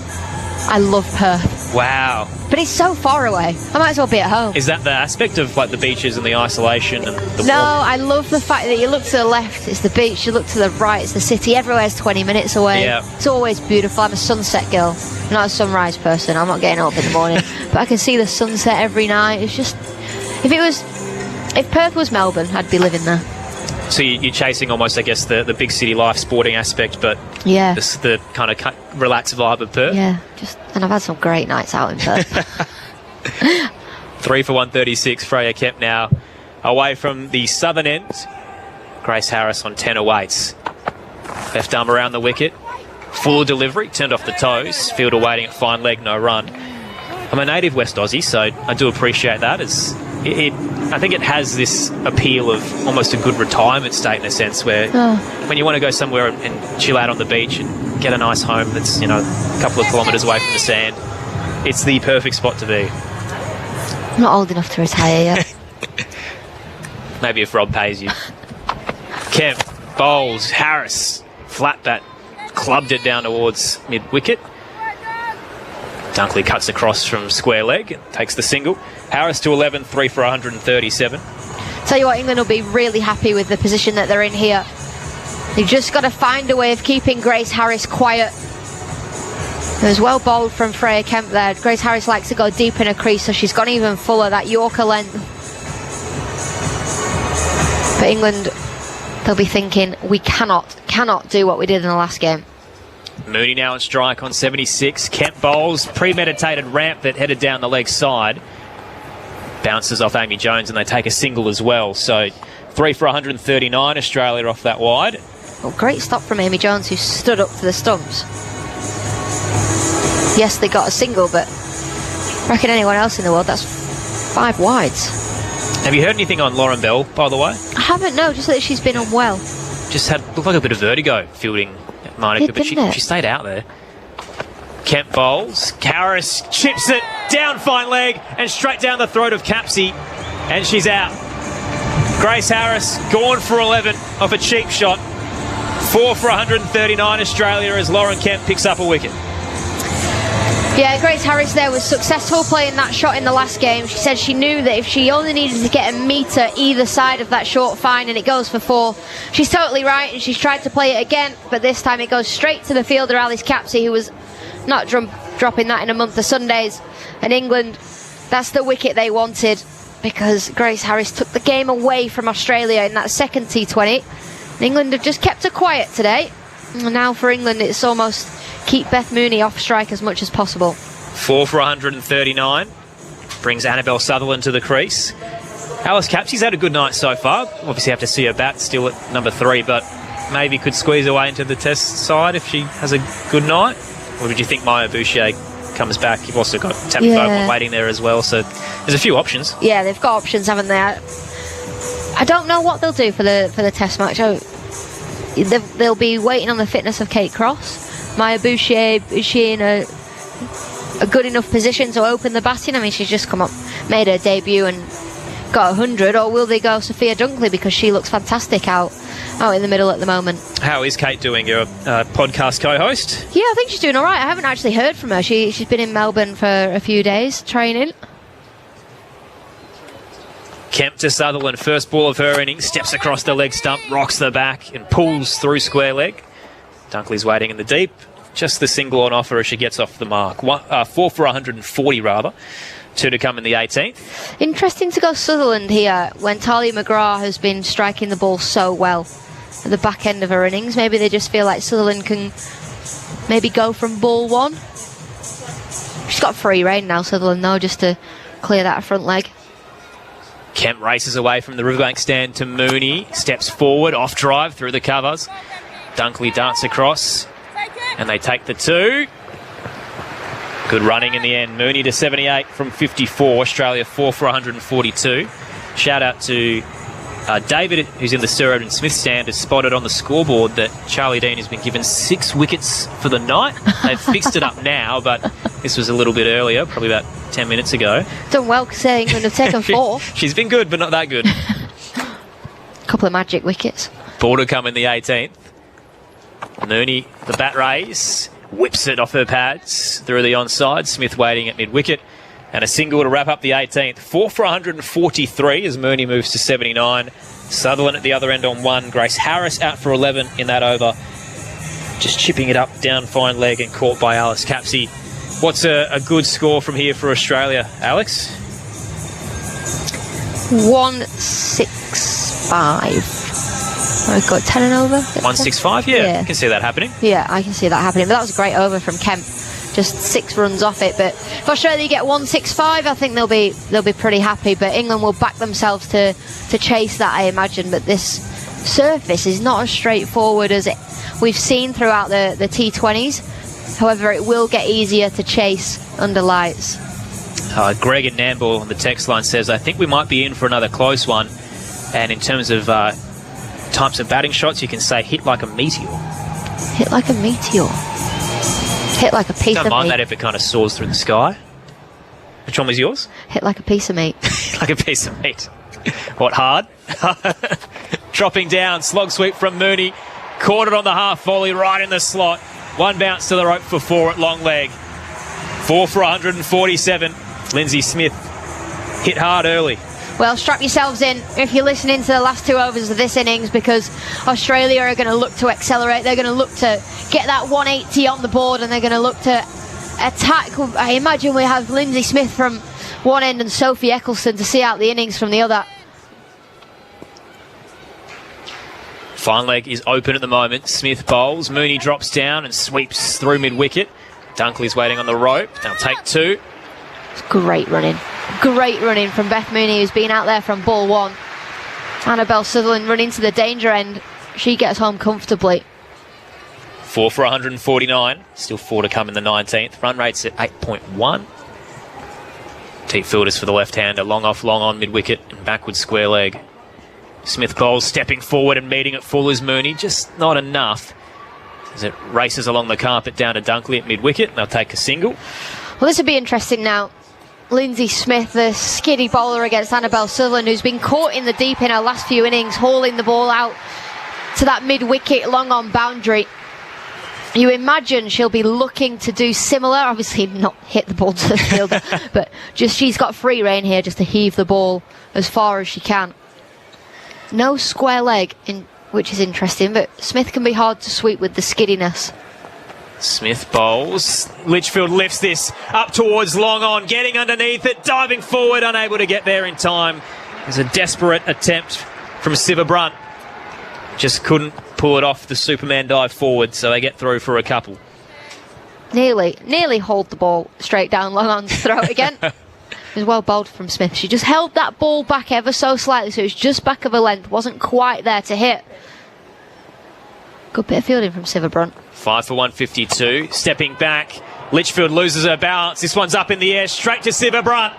Stood her ground. Bit longer this shot. And Sutherland is out for 3. 5 for 152. Annabelle Sutherland departs for 3 from 3 deliveries. Lindsay Smith strikes in the 19th. Yeah, you just knew that was going to happen for the trend of, I guess, how her T20 innings have gone over the last 2, 3, 4, 5 games that she has played. She's had free rein to try and get Australia up to a very, very competitive total, but just the way she's been playing, she's just not able to clear the boundary as easily as she necessarily has done in the past. And Siva Brunt having done a decent bit of fielding the ball before, takes a pretty simple catch there. And Annabelle Southern, she goes for 3. 5 for 152. Talia McGrath now heads to the crease. The interim skipper who hasn't lost a game so far this series in that role. Beth Mooney at the other end on 86.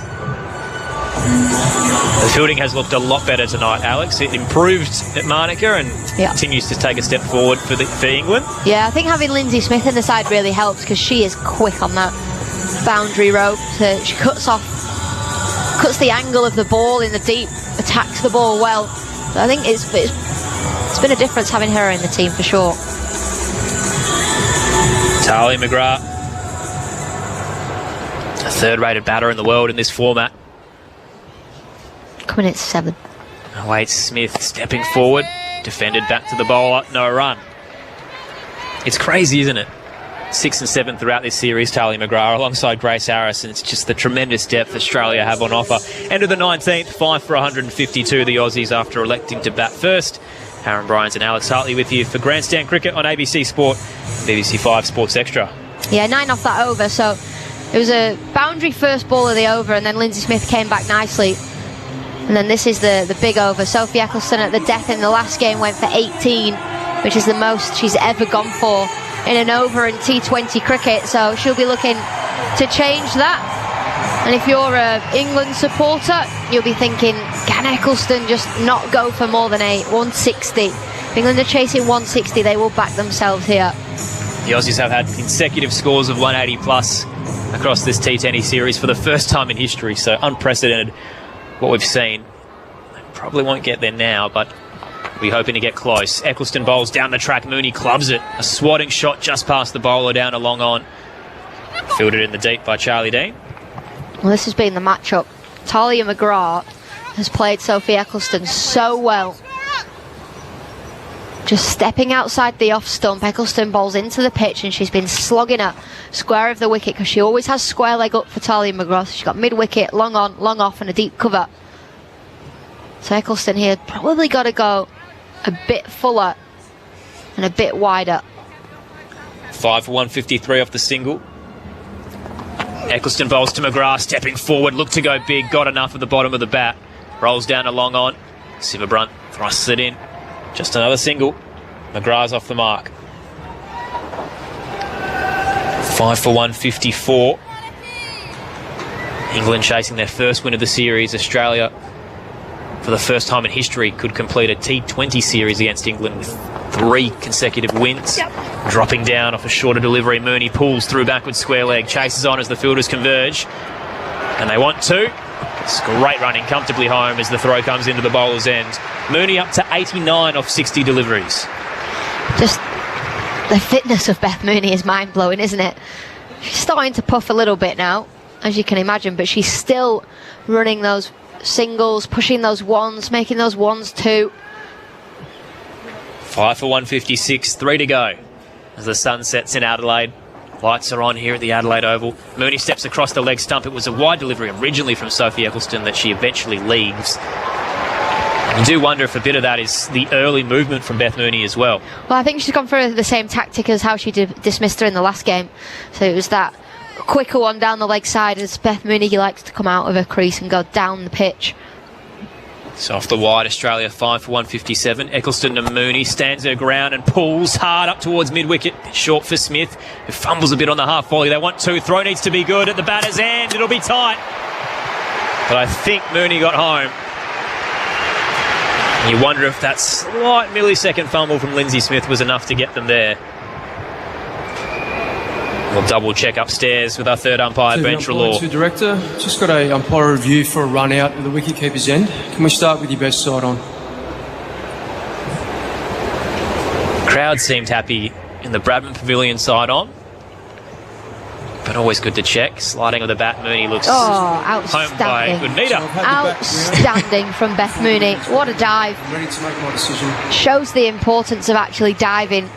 Those frame by frame milliseconds that you get with the TV. So good from Beth Mooney. She's up to 91 now. I reckon against any other team in the world that's out.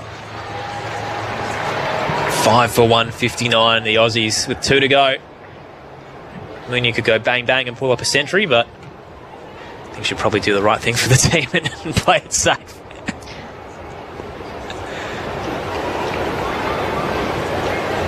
Eccleston away. Mooney rocks back, swats it down towards mid-on. Wants to. Wasn't really on. If Dean threw the bowler's end, I reckon it would have been tight. In the end, goes for the batter's side, and Mooney's comfortably home. Well, they're going to go upstairs again, but she's definitely home here. She didn't even have to dive this time to get back. McGrath was halfway down the pitch, though, when Dean picked it up, so at the bowler's end, it could have been a chance. The Aussies will be 5 for 161 once this is confirmed. Throw comes in. It's a little tighter than we thought, but Mooney is home. Thank you. So I've got the back grounded before the wicket's broken. I'm ready to make my decision. We can go to the screen. Emphatic stumping attempt from Jamie Jones, though. Just destroyed middle stump. If in doubt, knock him out. Ball to come in Australia's innings. 5 for 161. It's been a good over from Eccleston. There's been 9 runs off it. Mooney steps across the off stump looking to sweep. Bit of a shout. I think it was going to head across it anyway, and they'll take the leg by to wrap up. 5 for 162 Australia after winning the coin toss and electing to bat. England chasing 163 for victory, Alex Hartley. Well, this is great because England have gone upstairs for the review. So the umpire's got to stay out in the middle as all the players run off to get ready for the second innings. The umpire's got to stay out and just wait to see if this is going to be out or not, but it's not out for my liking. Every run counts, so you might as well check it in a tight game. Well, also you check it, you don't get the leg by. So Australia won't get the leg by for it, will they? It's got the bat and ball coming across there. They're very close. Yeah, look, I think England are going to be pretty happy, but we'll just wait to see what happens here. Yeah, so because they've reviewed it, they don't get the run, do they? So it's... Or have I made that up? They don't get the run? No, because they've gone for the review. They wouldn't get the leg by, I don't know, I can't remember. I'm going to wait for the Adelaide Oval scoreboard, who's the best in the game, I reckon, for it. To the point where they're quicker at noticing fielders than we are. Did they end up getting a decision, Alex? Not yet, no. Gives me some time to run through the card in the end anyway. So Australia won the coin toss, selected to bat first. Beth Mooney at the top of the order. 93 from 62 deliveries. A remarkable innings. Just having a look here, there's a clear bat actually, so maybe we need to give Beth Mooney some more runs. Looks like she's made contact before it's hit her on the pad and they've run through for that single, so she'll finish on 94 from 63 deliveries. Pretty handy power play, was a little bit slow. England certainly kept them fairly restricted. They finished none for 44 at the end of it. Finally, Georgia Voll fell in the 8 for 23. Australia 1 for 56 at that stage as Alice Capsey picked up a wicket on return to the side. Phoebe Litchfield had a quick cameo of 12 from 10 before she was bowled by Sophie Eccleston in the 12th. Beth Mooney then made her half century of 41 runs in the 13th over. Australia continuing to move on at 2 for 95. Elise Perry had a quick fire 12 from 11. Caught off the bowling of Charlie Dean. Grace Harris 11 from 10 as well. Caught from the bowling of Freya Kemp. Annabelle Southern only made 3 from 3 and Talia McGrath finished not out 1 from 2. So it was the Beth Mooney show in Australia's innings, 5 for 162. The bowling figures for England: Lindsay Smith 1 for 30, Freya Kemp 1 for 10, 20, Lauren Filer none for 21, Charlie Dean 1 for 21, Sophie Eccleston 1 for 37, Alice Capsey 1 for 25, and Nats to the Runt none for 7. They had a lot of bowlers. Alex, before I let you go, can England do this? I hope so. I think the way they chased in the last game, yes, they didn't get over the line, but actually they had some really good partnerships. So Beth Mooney was the only person to get runs for Australia tonight, but if England can get 3 or 4 people to get 30, 40, somebody go on and get 60, England will chase this down. They've got a few options tonight with the inclusion of Alice Capsey in their order. So they'll have Danny White-Hodge, Sophia Dunkley, Alice Capsey and Nat Silverbrunt and Heather Knight as their top 5. So certainly all of those could have a match-winning performance if they do get the job done. 0467 920 920222 is the text line if you do want to get in touch. Dave from Pakenham says, hi Aaron, I agree with Alex. Beth Mooney's ability to run between the wickets has got Australia up to 162 instead of 150. Could be the difference. And we talk about those small margins. At times it's been England's misfields and drop catches, but tonight it could be Beth Mooney's ability to run. So we'll wait and see how this all plays out, but it does feel like another tight finish is coming our way. Score check in the Australian Open. You can hear the women's singles final on the ABC Listen app through the tennis button. Madison Keys upset Aryna Sabalenka in the first set, 6-3, the 19th seed, the winner of the Adelaide International. At the moment, though, Aryna Sabalenka has broken her quickly in the second, serving at the moment, leading 2-1 in the second set. So we may be going to a three-set thriller in the Australian women's singles final. In the NBL tonight, the Southeast Melbourne Phoenix defeated the Jack Jumpers 116-80, and currently the Taipans lead the Wildcats 44-39. And as I touched on, if you do want to get in touch with us, 0467 920 222 is the text line. And around that, you can send in an email to the crew at the BBC. It's tms@bbc.co.uk. As we have been doing through the Women's Ashes, we've got a very special guest in the middle of the innings break for Grandstand Cricket on ABC Sport. We've got a cross-code athlete joining us, someone who used to play cricket for the SA Scorpions and the Adelaide Strikers and is now flourishing in AFLW level with Port Adelaide. Had a remarkable season. After 3 wins in their first 2 campaigns, all the way through to a preliminary final. It was incredible to watch. Caitlin Pope was a member of that team, and we've got her on ABC Sport tonight. Thanks for coming along, Caitlin. No worries at all. Thank you for having me. How has the off-season been? In particular, I guess those first few weeks after the prelim, because you obviously would have loved to play a grand final, but it was a huge achievement just to get there. The girls must have been elated. Oh, it was amazing. It was that feeling of euphoria, really, where, we just kind of got through each week, and we just kept growing as a team throughout the season. And then, we got our first final and just kind of came together even closer, and then made it all the way through to prelim. So it was one of those things, disappointing, and we want to get to the next stage, but for us to get a prelim third year in, pretty amazing. The group's pretty hungry this year, to be honest. Sends a huge message to the rest of the comp of what you can do, and you've got some players coming back from injury as well. How have you found the transition from cricket to AFL? Definitely a massive change for myself. It's been probably 5 or 6 years now since I've probably played cricket at the highest level, but it was something a bit different. Obviously, footy much more fast-paced, something as well. You can make a lot more mistakes and go again and that sort of thing. So pretty exciting, if anything. Yeah, fantastic to have you here, by the way. I'm from Sydney, so AFL wasn't massive when I was growing up. Was that something that you did grow up playing or enjoying to watch? To be honest, I didn't grow up playing anything. It was the classic, had the older brother, went and watched him, had a kick with dad at half-time, and my brother in the backyard, and then a younger sister. But it was kind of, cricket just fell for me that, I made it through and kind of got to the top level and just continued to play it. And then after cricket kind of ended, it was one of those ones where footy started to boom. So I was like, I'll try that out. And I've got to say, cricketers are much fitter, right, than AFLW players? Yeah. I can't confirm that. No comment.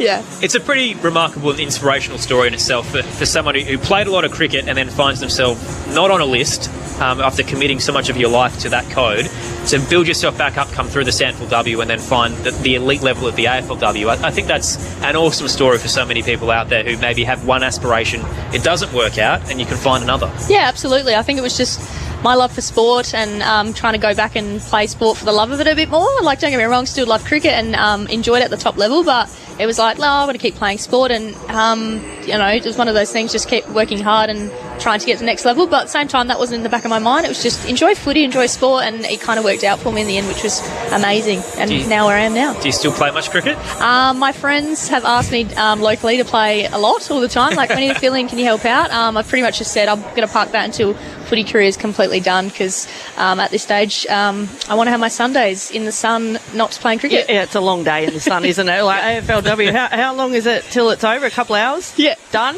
Oh, you're a smart woman. Yes, I'll tell exactly. you what, I should have played AFLW. I was built for comfort, not for speed. Fair enough. Body.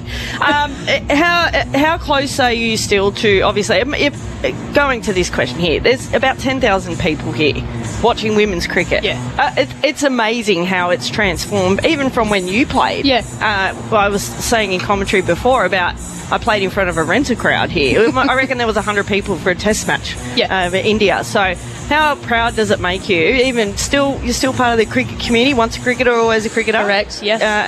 How proud does this make you here? Oh no, it's very exciting to see this many people come out for this, especially when there's things on tonight of the Test cricket. Oh, sorry, the tennis going on and that sort of thing as well. So it's awesome that there is a massive crowd here, and Adelaide Oval looks great, and the people are celebrating women's cricket and women's sport in general as well. But yeah, coming up to a Saturday night here, it's a perfect night for it. Well, where else would you want to be, Aaron? Exactly, yeah. The local girls are going all right as well. So they're now, I guess, South Australian women, former SA Scorpions. I could say they're top of the table. I know they're in second, but they've got a couple of games in hand. It's been a really good season. Yeah, wonderful season for them. They're really ploughing along, doing really well, and I actually live with Nicole Bolton, who's the assistant coach for them, so I get the ins and outs, which is really good too, and that keeps me in the cricket community a bit more as well, which is awesome. So it's a very exciting time for them. Has she been harping on about Eleanor LaRosa? Yes, and to be honest with you, I actually was at S&C a little bit in the juniors sort of stuff, and she's a ripper human, and she's just hungry to get to the top level. I know it. So yeah, she's amazing. And also, I'm a left-hand bowler, so I've got a soft spot for her as a left-hander. Yeah, she's got a lot of talent. I've seen her live play. It's amazing talent. Yeah. I mean, look, it's changed here from when I played. When we played against South Australia, it probably wasn't. I mean, people didn't get paid here the same as what we did in New South Wales. But now you see Talia McGrath. She's a proud South Australian. Here she is captaining a country. It must be amazing for everyone in the state, and just really give them a lift up. Absolutely, yeah. And obviously having the two other SA girls as well. But Talia, I grew up pretty much playing all my underage with her, and obviously throughout the SA Scorpions, and the fact she's got to this level was inevitable, I would say, but the fact she's captaining as well and has grown in that space as well is amazing, and keen for her to keep going and hopefully dominate the test as well, because I feel like that's her game. Got a tough one for you before you go, speaking of the SA girls. Yep. Test coming around the corner. Someone's probably going to miss out. Do you go Darcy Brown or Megan Shute? I think for I would say potentially Megan, just for the sake of body load and that sort of thing. But also Darcy as well. She's had a few niggles and that sort of thing throughout the last couple of years. So it might be a flip of a coin. It might be what's going to intimidate them a bit more. But at the same time as well, obviously, it's us winning the test already probably makes it a bit different for the selectors as well. So we'll wait and see. It's a handy problem to have for the Australian side. Caitlin, great to meet you.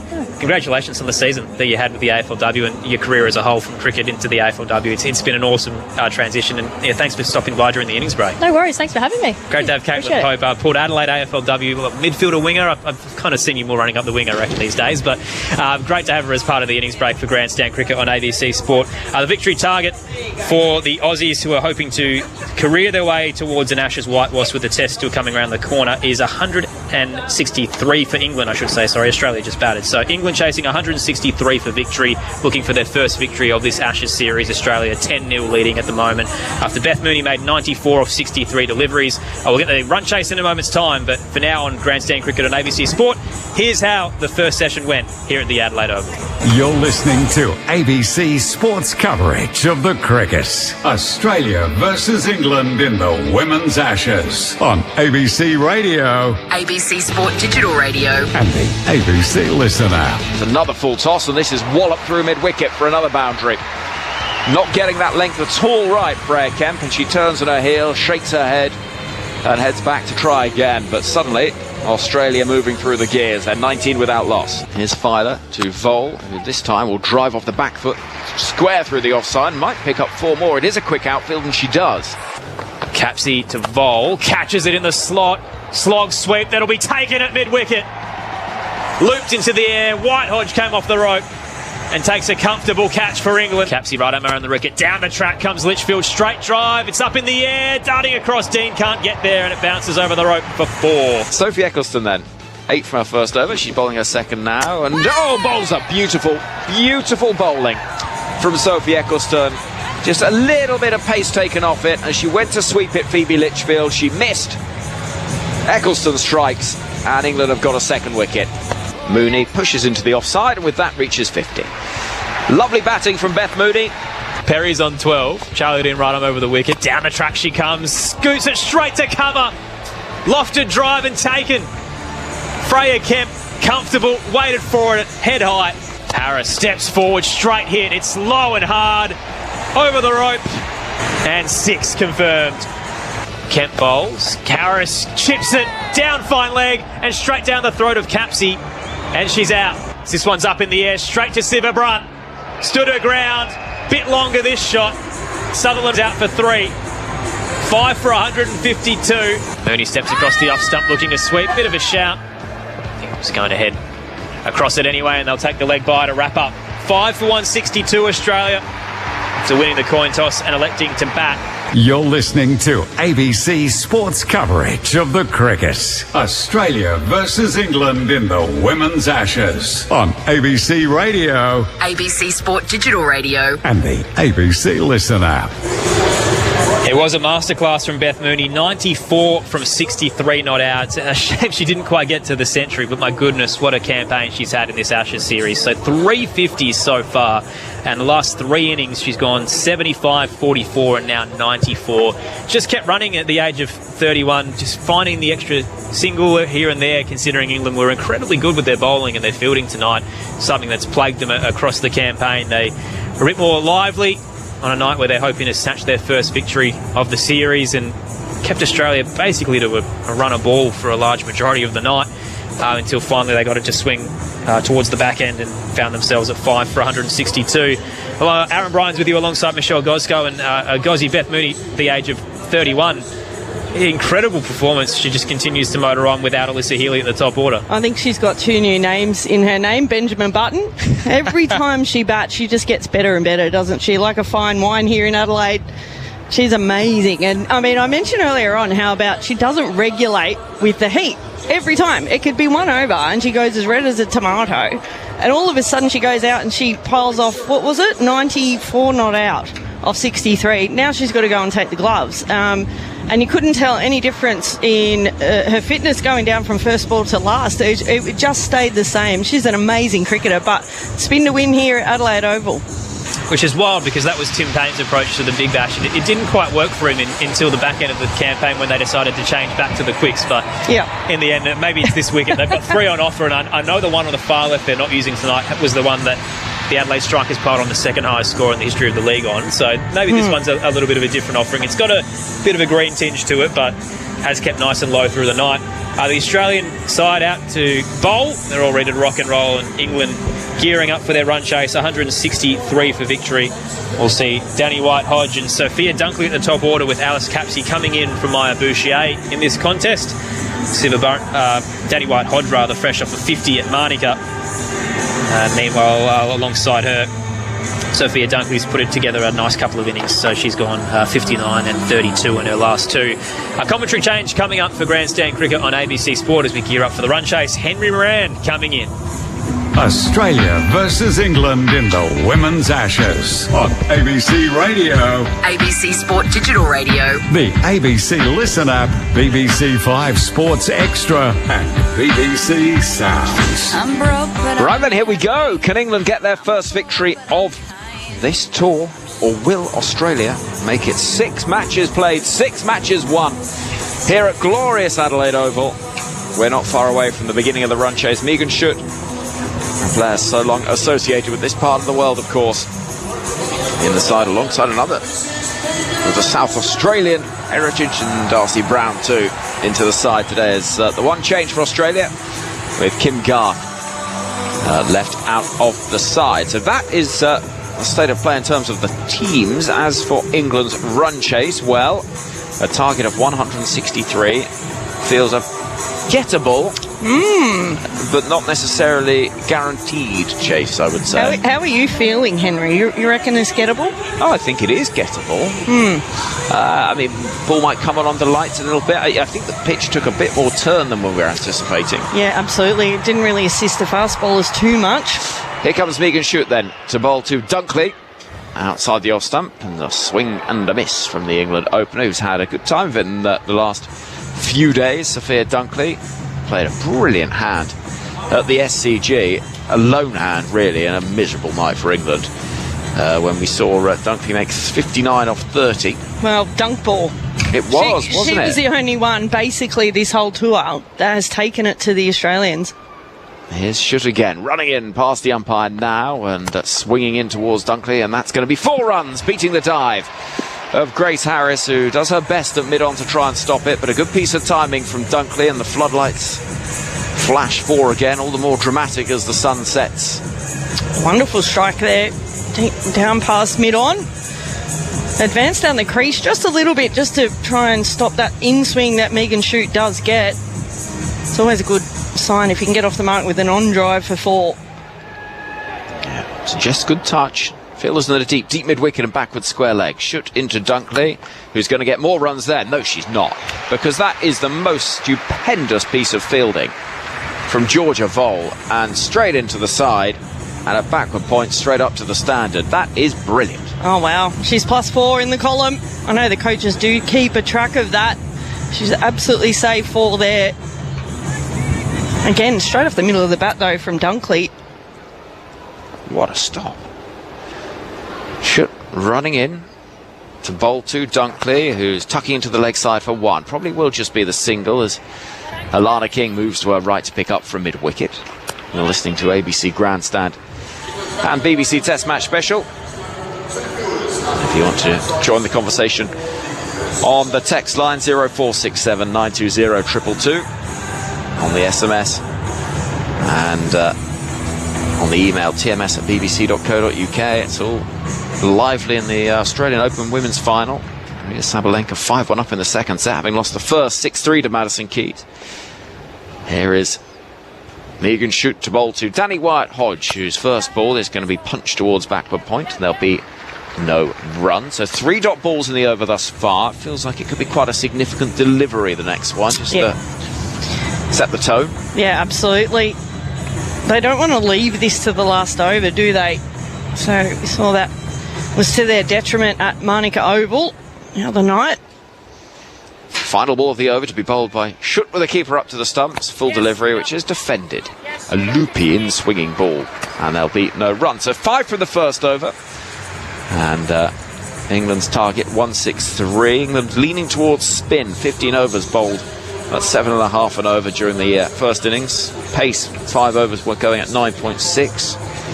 So I wonder if we could even see the part-time off-spinners of Grace Harris, Georgia Vole getting a chance. Possibly. Thank you, Kieran, looking after the numbers there, for providing us with that data. Yeah, Georgia Vole bowled. I was actually there at that game. It was in Queensland when she actually bowled her first over in the WBBL. She's effective. Same as Grace Harris. Not a big turner of the ball. She's a bit loopy, a little bit like Capsy is. It'll be interesting to see whether Darcy Brown, the express bowler, can get any life out of this surface. Into the side in place of Kim Garth from Kapunda, South Australia. Runs in now, the slip in place to bowl to Sophia Dunkley. And the first ball is lofted in the air, but it could be a chance of a catch at cover, and it is! Phoebe Litchfield takes the catch. Dunkley goes, striking first ball. The South Australian Darcy Brown. Wow, delivers first ball. And a big grin on her face, and as she should. Wasn't the best shot there from Dunkley, trying to heave that over mid-on. She's got a thickish outside edge, and well caught there from Phoebe Litchfield. So we're already under pressure here, England. Australia, understand, probably a little bit short with the bat here, but that certainly helps. A wicket in the second over. So England, a wicket down early on, 5 on the board. Dunkley goes for a run of ball 5. And England lose an early wicket that brings to the crease Alice Capsey, who's into the side, having had a lean time of it. Largely not just in this recent phase of time, but also at WBBL, it was her bowling that was a much more effective suit. She scored 14, 4 and 0 in the ODI series, and her The last score of any significance was in the BBR, it was 33, but there's 7 innings ago. It's intriguing for me why she's come in at number 3 here. Bouchier, I know her average and how she hasn't got the score she wanted, but I have been impressed actually with her makeup. Darcy Brown to Alice Capsey, who's driving through the offside for 4, over-pitched outside the off-stump and clattered away to the boundary. He goes racing square on the offside, and Capsey into her work immediately. England 9 for 1. What do I know? 122 kilometres an hour, and beautifully played there from Capsey. Just he eased it backward a point for 4. That'll help. Extra pace that Darcy Brown does deliver, that will help. Here comes Brown again. To bowl to Capsey, still that slip waiting. This is skewed off the outer half of the bat towards Megan Shute down at the boundary. It's the 3rd time, by the way, Dunkley's been dismissed by Darcy Brown. Out of 4 occasions they faced each other in T20 International. Wow, there we go. Well, look, all the teams know these makeups, don't they, and matchups and what works. So possibly I had an inkling that Sophia Dunkley was going to, she's going to be batting in the top 3 anyway. So I thought, okay, well, Kim Garth hasn't worked probably as much as what she would have wanted in the T20 side of the Ashes, but hometown hero Darcy Brown doing a job here. Wicket 4 and then 1. Wyatt Hodge on strike. Getting tucked up for room, but will get a single into the leg side, as moving quickly to her right is Alana King, having to dodge past the umpire, who stands at square leg in a very fetching shade of bright pink. I've been hearing about this appalling flower, or wonderful flower in Sydney. Yes. Yeah. The one that really smells. It does. Yeah. Really badly. Apparently Why would so. you want to go and see it? Well, I mean, you can see it, but smell it. I suppose a sort of morbid fascination. I don't know, really. Here's Darcy Brown bowling to Capsey, who's defending into the offside and pointing with her bat to say no at the non-striker's end. Yeah, well, it's very intriguing. What people can be very interesting. Let's put it that way. Well, this is the thing, isn't it? And what's the plan? Would you go and watch it? Yeah, I see think I probably would. Yeah, I think just because it'd be quite fun to be able to say you had. But then is that a reason to do it? I don't know. In comes Darcy Brown to bowl to Capsey, who's driving elegantly into the offside. They'll get a single, but Litchfield's fielding is magnificent in preventing anything more than that. And the score stands at the end of the second over, 12 for 1. 1 for 12. England need 151 from 108 balls. So, yeah, the endangered plant known as the corpse flower, blooming at the Botanic Gardens in Sydney, only once every few years. It only lasts 24 hours. How long? 24 hours. Which, to me, apparently it's to attract flies as part of pollination. But to me, I think that's not very efficient. No. Its strike rate's poor. That's exactly right. For stink vis, it's quite low, isn't it? I don't know. I think that might be why it's endangered. It needs to up its strike rate. If that makes any sort of sense. Right, we're going to see Alana King into the attack early on, which is quite good fun and rather telling about how Australia read this surface. Yep. Yeah, interesting. Megan Shute normally goes back and bowls 2 in a row to start. Obviously, yep, they've seen what England has done and that's worked, so they've tweaked their lineup a little bit. So Alana King with the leg spin. We've got long off and deep mid wicket for Capsey, who's playing from right on top of the stumps. Can't find a gap in the offside. She's timing it nicely, though, Alice Capsey. 1 set all at the Australian Open, Melbourne Park. Sabalenka securing the second set 6-2 after Madison Keys won the first 6-3. Alana King again, creeping in, hiding that ball behind her. Tossing it up, that's not a great delivery, but hold on a minute, there's an appeal from Beth Mooney, who's howling like a banshee behind the stumps and convinced that something's on that, and she's going to try and implore Talia McGrath to go upstairs and review it. There's a smile on the face of Capsey, and they aren't going to call into action. Well, Ben Treloar. I didn't hear anything, but it was a good appeal from Mooney. And she's had a good night, to be fair, Mooney. Yeah. Got a player review for caught behind. The on-field decision was not out. It's a fair delivery. Can we go to your best front on? Well, we'll get a sense from the front on, but it's going to be ultra edge, which gives us the ultimate definitive answer. It's well down the leg side. Capsey looking to sweep. big stride forward. I don't think it's going to hit any. If it's anything, it's gloves. To the gloves there. Can we check that with Ultra Edge? What a way to go if she's out. Oh, it's a horrible way if she has got a little snickle on it. It's very close. Just building Ultra Edge. It's a good take from Beth Mooney, actually. Going outside the leg stump. Let's have a little look at this. We're rocking and rolling with no definitive answer at the moment. Well, we're looking at the pictures, but we need the Ultra Edge. Here comes Ultra Edge. There we go. Thank you for listening. Oh, the mirror. Yeah, there's battle there. Okay, yeah, we can freeze it there, please. So Oh, Beth Mooney. On the bat with a clear spot. When you're hot, you're hot. Back to Eloise, I'll get you to change your decision to out. Well, Capsy's, look, she's marching forward towards the umpire and saying, I'm not in it. Can I review the review? Oh, there we go. She can't. Has to go. There was something on that, and Mooney did brilliantly, not just to take it, but to hear it. And that is out. John. England 2 down. Capsy shakes her head, and I can understand why. I mean, goodness me, she's had a tough time of it on this tour with the bat. And has to go. Caught behind, down the leg side. It was given wide by the umpire, but she got something on it. And it was one of those that you have to say is brilliant work from Beth Mooney. Oh, amazing. I mean, she was straight up, right in the middle of the gloves. It was only her and Alana King that actually appealed. Everybody else was silent. So normally the keepers will do that to try and sneak around not being called a wide, let alone a caught behind. So I think Taylor McGrath's gone, all right, well, if it's hit the pad, then it's going to be called, can't be called a wide. And then all of a sudden they've hit the jackpot and they've got a wicket. So Lana King, not one of her best deliveries ever, but she'll certainly take the wicket. So England 2 down, big wicket here. Nat Siver-Brunt.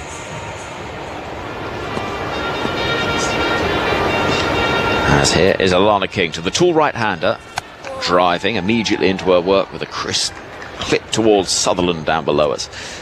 As Baby Shark is played by the England trumpet player. Which I imagine there's many young parents of young children who are absolutely cursing at their radios at the moment. Thinking, why? Oh my word. Someone's made a lot of money out of that song. I'm going to write a song, a little ditty. I think you'd be a good songwriter. Thank you. Thank you, Henry. Because you've got a good ear for music, having enjoyed that one on the bridge earlier on. Outside the off stump, and that turns quite sharply, chopped towards backward point by Wyatt Hodge. The required rate, by the way, that England need to be going at is about 8.5 and over. So pretty doable, but you don't want to see it climb towards 9 and 10. That's when it gets difficult. Yeah, exactly right.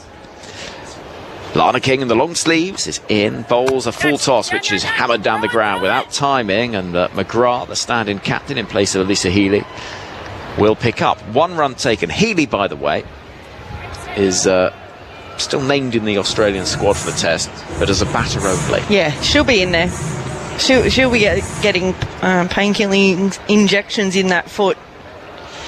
Siver-Brunt coming forward and defending. 2 from the over, a brilliant over from Alana King, who tosses the ball to the hands of whoever is going to, well, I'm waiting to see who it's going to be, actually. It takes a cap from the umpire. The ball goes to Annabelle Sutherland.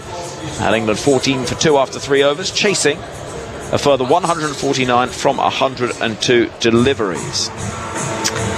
Well, before we move on, so speaking of Darcy, I've got a dear friend of mine, Kylie, here today, and her son turns 18. And you know what he wanted for his birthday? To come to the cricket. Hey. And here he is. So, happy birthday, Darcy.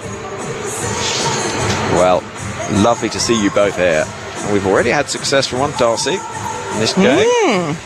There we go.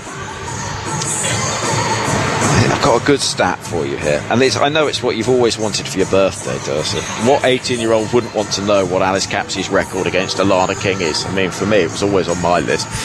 Well, how about this? Last 5, I mean, it's a good stat. If you're going to get a birthday stat, this is a belter.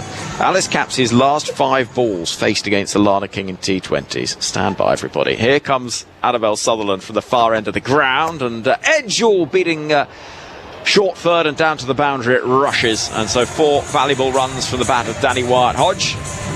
The crowd illuminated once again by those floodlights flashing, and England 18 for 2. So, the last 5 balls have seen a wicket, a single, a wicket, a dot, a wicket. So 3 times in 5 balls, Alana King has managed to dismiss Alice Capsey. Yeah, there's no escaping that. Amazing. 145 England need from 101. In comes Sutherland, shoulders rocking, driven hard again by White, and she's going to get 4 more. It's over-pitched, it's not a great ball from Sutherland, and I do wonder how much seam we're going to see in this innings, because it has been punished when it's been remotely loose at any point in this game. Yeah, it's just coming on nicely to the bat, isn't it? In the spin, there is a little bit of spin on offer, and we saw that worked really well for England, very effective. Yeah, I agree. I don't think we'll see too much. I don't even think we'll see Elise Perry bowl tonight. Darcy Brown only got 1 over. He can shoot 1 over. Annabelle Sutherland only into her first over, and already 2 boundaries hit off her first 2 balls.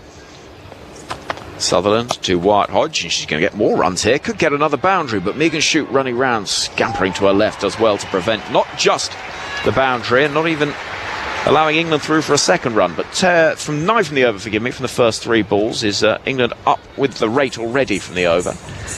And White Hodge will be really determined to see a good score from her personally. She's a player that is a fighter, gritty cricketer. And chatting to her wife Georgie Hodge early on today, who bumped into her at a cafe. And she said, just Danny's always very level. Very calm, all times. Now Boulder! Oh, Matt Sivabrunt with off-stump, rock back. It's a beauty from Annabelle Sutherland. England up 3 down, Australia up and about. And that is a ball of high quality. OMG. What a ball. Wow. Well, Annabelle Sutherland, she is world class, and that one actually came back in and then nipped away off seam to hit the top of off stump. And when you're at training, Henry, that's what you train for. You train for that ball that can go through the hip region. They're the ones that square you up. They're the ones you're not sure whether to go forward or back to. And all of a sudden, Nat Sivabrunt couldn't do much about that one. That is just a brilliant delivery, and all of a sudden England are in absolutely all sorts of trouble. And Nat Sivabrunt's reaction was an interesting one. She just shook her head, said, well, sometimes you get one. Yep. And again, so much focus during this last couple of weeks has been on failings from England. But let's not take anything away from this Australian side. Stung at the World Cup, stung by the drawn women's Ashes in England in 2023, but brilliant. Last couple of weeks, they've been sensational. Yeah, the skill set, it's just a little bit of a difference, right, between the two sides, and yeah, they're relentless. That's what the Aussies are, and you know, I just think, yeah, they've just been able to hit their areas more often than not. And even you have a look at that, 2 boundaries and a single, so 9 off the first 3 balls. Annabelle Sutherland under all sorts of pressure, and then she produces a delivery like that. Heather Knight comes to the middle, the England captain. First ball is defended. Sutherland bowling just back of a length. England with 2 players that in the last game played really nicely. We saw 52 from White Hodge, and she was very disappointed was Heather Knight when she was 43 from just 19 balls. 18 were needed from 5 when the heavens opened. She stretched her arms out as if to say, please just let us play. Full delivery from Sutherland. There won't be a run there. It's a little bit of fancy footwork from Grace Harris. Manages to eventually stop the ball. So after the 9 runs at the start of the over, it's a wicket dot from Sutherland, who recovered it very nicely indeed. And after 4 overs, England are 23 runs to the good, but 3 wickets down. They're chasing a further 140 from 96 deliveries. There's a great photo somewhere, Gotti, of Heather Knight with her arms outstretched in the biblical storm, and behind her, menacing, lurking, is a laughing Grace Harris. And you're just laughing, I think, at the situation, thinking, oh, goodness me. It's one of those. Sometimes the weather plays on your side, sometimes it doesn't. Yeah, well, that had everything, that match, didn't it? And in the end, England lost on DLS by 6 runs. The wicket earlier I think it was the over before. Don't take away that wicket, and they probably get up. And then Heather Knight sort of saying, all right, let's get off. Hopefully a bat's okay out in the middle today. So, And I don't really think it was a throw. It was more a sort of little fluffy push of the bat. Annabelle Sutherland's father, James Sutherland, used to be top dog at Cricket Australia. He's here watching on tonight. As Darcy Brown bowls her second over, full delivery to the toes of Wyatt Hodge. It worked into the onside, and they'll beat no run. A father of two professionals, Will Sutherland plays. Yeah, how unfair is that? I know. I think what my parents must think about sporting prowess of me and my brother. I was once in goal for a game where we lost 14-2 at football. In comes Darcy Brown. Runs in past the umpire, bangs it in short. That's fun. And ducky out of the way is Danny Wyatt Hodge. By the way, good news, England fans. 7th time that England have lost 3 wickets inside the opening 4 overs of a T20 international against Australia. However, out of those 6 times previously, they've won 3 and lost 3. Okay. So it might be what gets them moving. Fitty. Yeah. Doesn't quite feel that way, it has to be said. 140 needed from 94 balls. Darcy Brown kicks off under the floodlights, runs in now, full delivery, which is swung at by Danny Wyatt Hodge. If she'd made the contact she was intending, it was sailing over our heads, but in the end it drops about 3 inches away from her left toe, or one of her left toes. In comes an enormous jet roaring in over Adelaide. Yeah, that delivery there, perfect Yorker. They're the ones you get on your front toenail, Henry, and once you hit on the toe, those nails never grow back the same way. No. In comes Darcy Brown, short again, helped into the leg side, but drops into space between Mooney and Sutherland. Keeper and square leg, so 1 run is taken. Now, I think it's part of a cricketer's life. You accept you can't be a dual code cricketer and foot model. That is absolutely true. My toenails are horrendous. I've lost them, and they just never grow back the same way. And you just say, right, that's it. I'm going to be wearing enclosed shoes the rest of my life. Here is Darcy Brown to bowl to Heather Knight, who swings that away into the leg side for 4. That's nicely played. Just giving herself a little bit of space to help it round the corner. And the ball goes racing away across this lush green grass. The flames light up. And it must be some picture from the skies above as the planes come in over the ground, with the floodlights flashing, the flames going up. A good crowd in as well. I know you're going off shortly, but would you do the climb that they have here? Yeah, I've done it actually. Oh, okay. Yes. Here is Darcy Brown running into bowl, a delivery which is driven through the offside, and rare fumble in the field from an Australian as it beats Georgia Ware, and 2 runs will be taken. England moved to 3 for 30. Yes, a few years back, it was an amazing view. It's just wonderful, absolutely wonderful. Right, Neil Diamond's making an appearance, and with that, I'm getting out of the way because with the score at 30 on the ball, 3 wickets down, chasing 163, Michelle Gosgo will be joined by Aaron Bryant. You're listening to ABC Sports coverage of the cricket. Australia versus England in the Women's Ashes on ABC Radio. ABC Sport Digital Radio. And the ABC Listen app. Just when you think Australia might be performing a little bit under par or on the back foot, they take it to another gear, realise that they've just been settling and cruising all along. England chasing 163 for victory, in a bit of a tough spot right now at 3 for 30. Azza, it doesn't get any easier. I'm just watching some footage of Elisa Healy batting. Oh no. With the moon boot on. So she's coming. As is Megan Shute from the northern end, stepping across the leg stump. Hodge lifts it over point. Couple of bounces to the rope for 4 in front of the Bashir stand. And Danny Wyatt Hodge getting into a groove to possibly carry England on her back. Yeah, wonderful strike there. So nice and still. Got well outside leg stump and then heaved it over. Extra cover for 4. Still, this is the last over the power play, so you'd think after this over there would be protection out there, but they need to take some risk here, England, and Danny Wyatt Hodge was in good touch in the last game. How good's the music? Sweet Caroline. It's been a good DJ tonight. Shoot to White Hodge on 16. Good length and turned off the hips through the onside. 2 on offer. Darting across. Quick fielding from Grace Harris. Will keep it to just 1. White Hodge moves to 17. England 3 for 35. They had 128 from 88 deliveries. Have we read out Richards from Geelong's text about Beth Mooney? No. I wasn't listening at the back of the box, I'm sorry. Hang on. We'll talk about that after this. I've had enough of you, guys. Richard says, is there any truth to the rumour that Beth Mooney has a doppelganger? Clearly it is not possible for one player to bat through the whole batting innings. She was incredible. Shoot. Bowls tonight. Leans forward and defends to the onside. No run as Alana King races in. 128 needed off 87. She did look like she was doing it all by herself tonight. She's a freak. Like, in a good way freak. Like, just an accumulator, and she's got the acceleration as well. So at one stage I think she was 30 off 24 or something, and then just put the foot down. 94.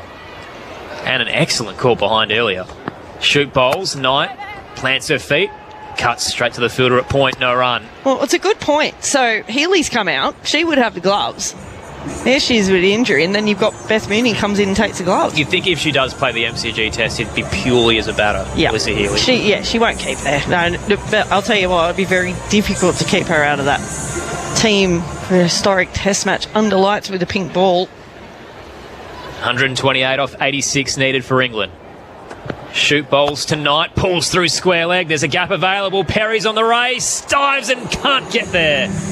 Over the rope for 4. 3 for 39 England. Knight moves to 10. 120 needed from 84. Now that extra bounce that you do get at Adelaide Oval has really helped her there. Heather Knight got outside the off stump, inside the line of the ball, and pulled it away for 4. Really good strike there. So Heather Knight, I mean, she's been in good touch too the other night. 43 off 19, I think she was. Averaging 33 this series. I guess the not out does help, but still an impressive total. 124 off 85 needed. Knight's on 10. Shoot bowls right up over the wicket. On the back foot. Slices it straight to Sutherland at point. No run. That'll wrap up the 6th over. 3 for 39 at the end of the power play, England. Knight on 10. White Hodge on 17. The wickets to fall so far. We saw Alice Capsey out for 6, Nat Siva Brunt out for 1, and Sophia Dunkley for 5 as well. So chasing 163 for victory, which felt like a very gettable total. England's in a tricky spot here if they lose another wicket, but a good partnership forming at the moment. Michelle Goscoe. Yeah, and this is crucial for England, isn't it? If they're going to get over the line, because it just becomes more difficult now that we're outside the power play. So Australia is allowed to put those 4 fielders outside the inner ring. So now they need to try and get the boundaries if they can, then just also push the 1s into 2s, and then you go, all right, well, that sounds easy enough. And then you got Georgia Wareham with ball in hand. Great series so far for Georgia Wareham. Different bowler than Alana King as well, a little bit quicker. Doesn't turn it as much, but very skiddy as well. Right on over the wicket to White Hodge. It's Loopy, well flighted. She gets underneath it. A straight hit. Sutherland darts across it, long off, and takes the catch. White Hodge is out for 17, and England is crumbling at Adelaide as Australia lick their lips and can taste an Ashes whitewash. 4 for 39 England, chasing 163 for victory in the 7th over. Oh, dearie me. Well, no look there for Danny White Hodge. She's gone the whole hog. First ball. Annabelle Sutherland, she was about 10 metres off the boundary, so nowhere near the middle of the bat for it. Just watching a replay, she pulled that bat across her, so didn't get anywhere near the middle of the bat.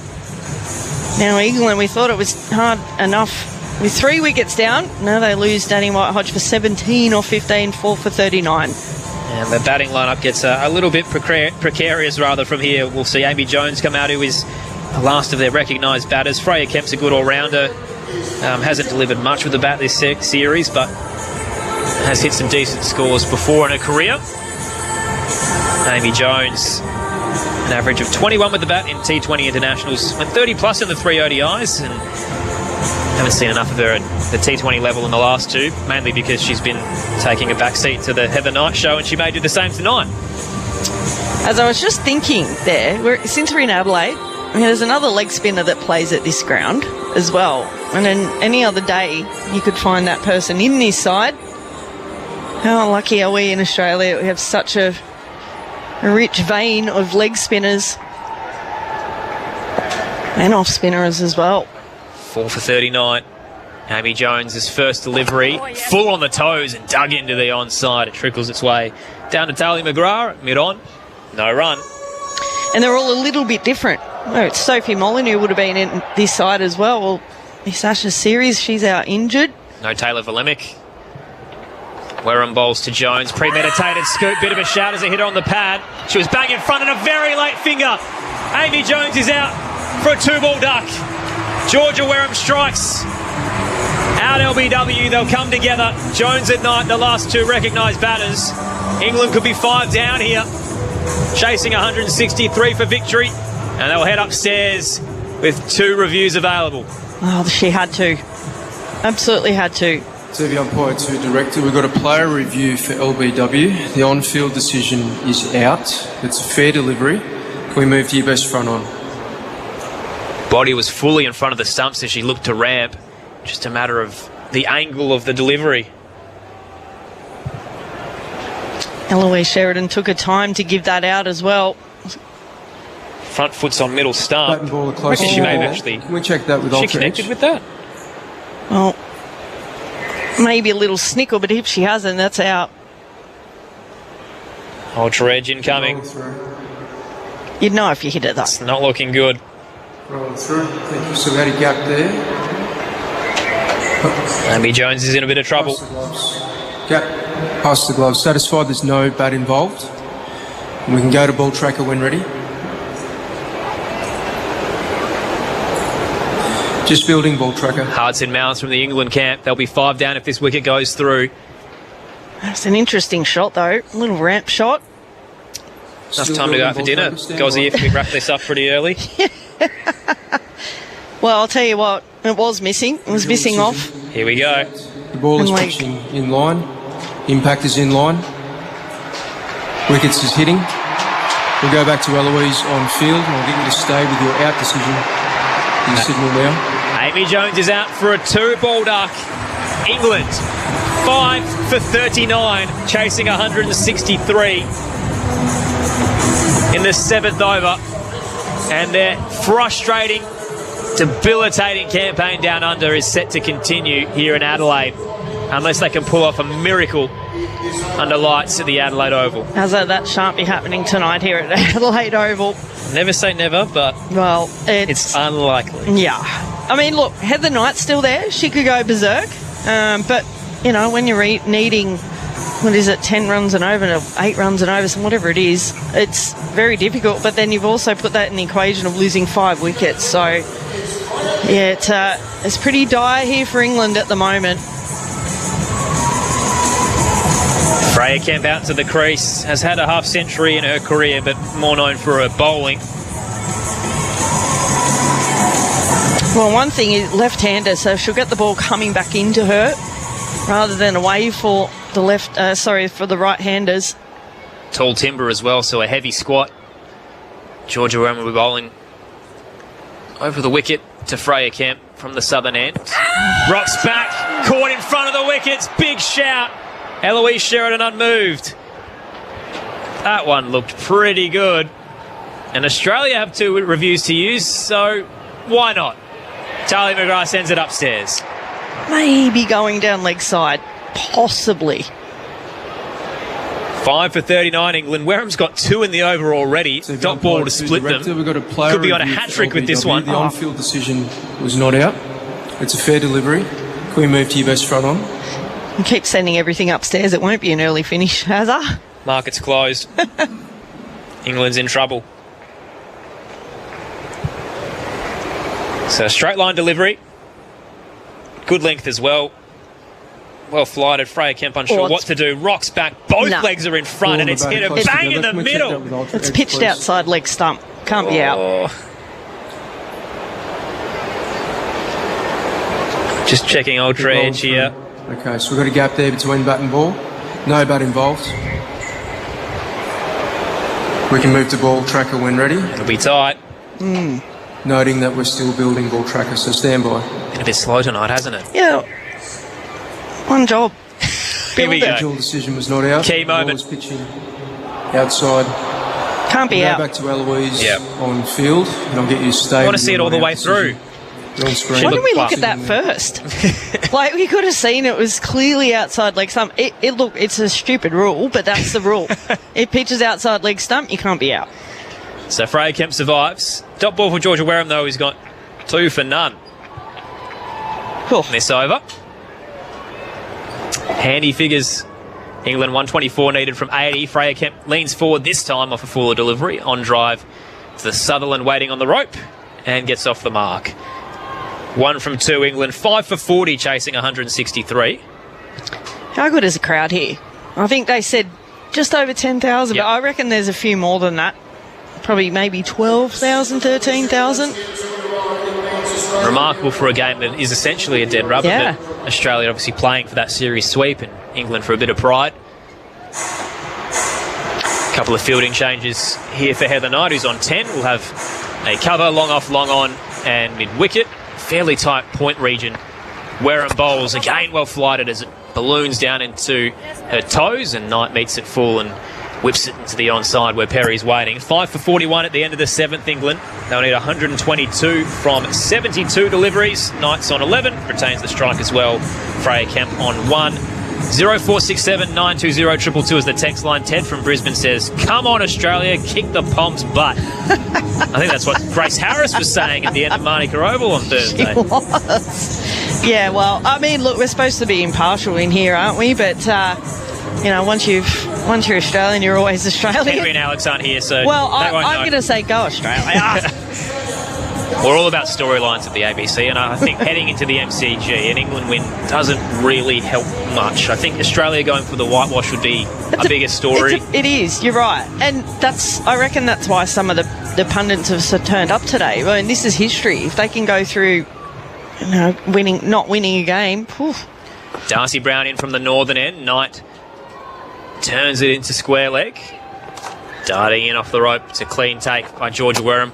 And a great throw. She rockets it into the batter's end. They were comfortably home. Single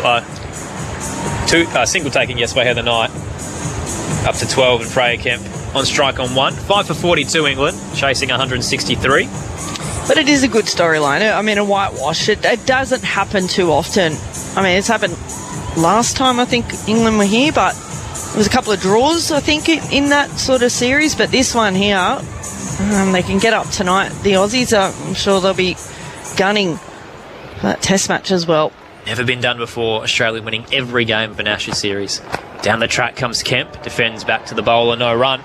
Darcy Brown 1 for 15 tonight from her 3 overs.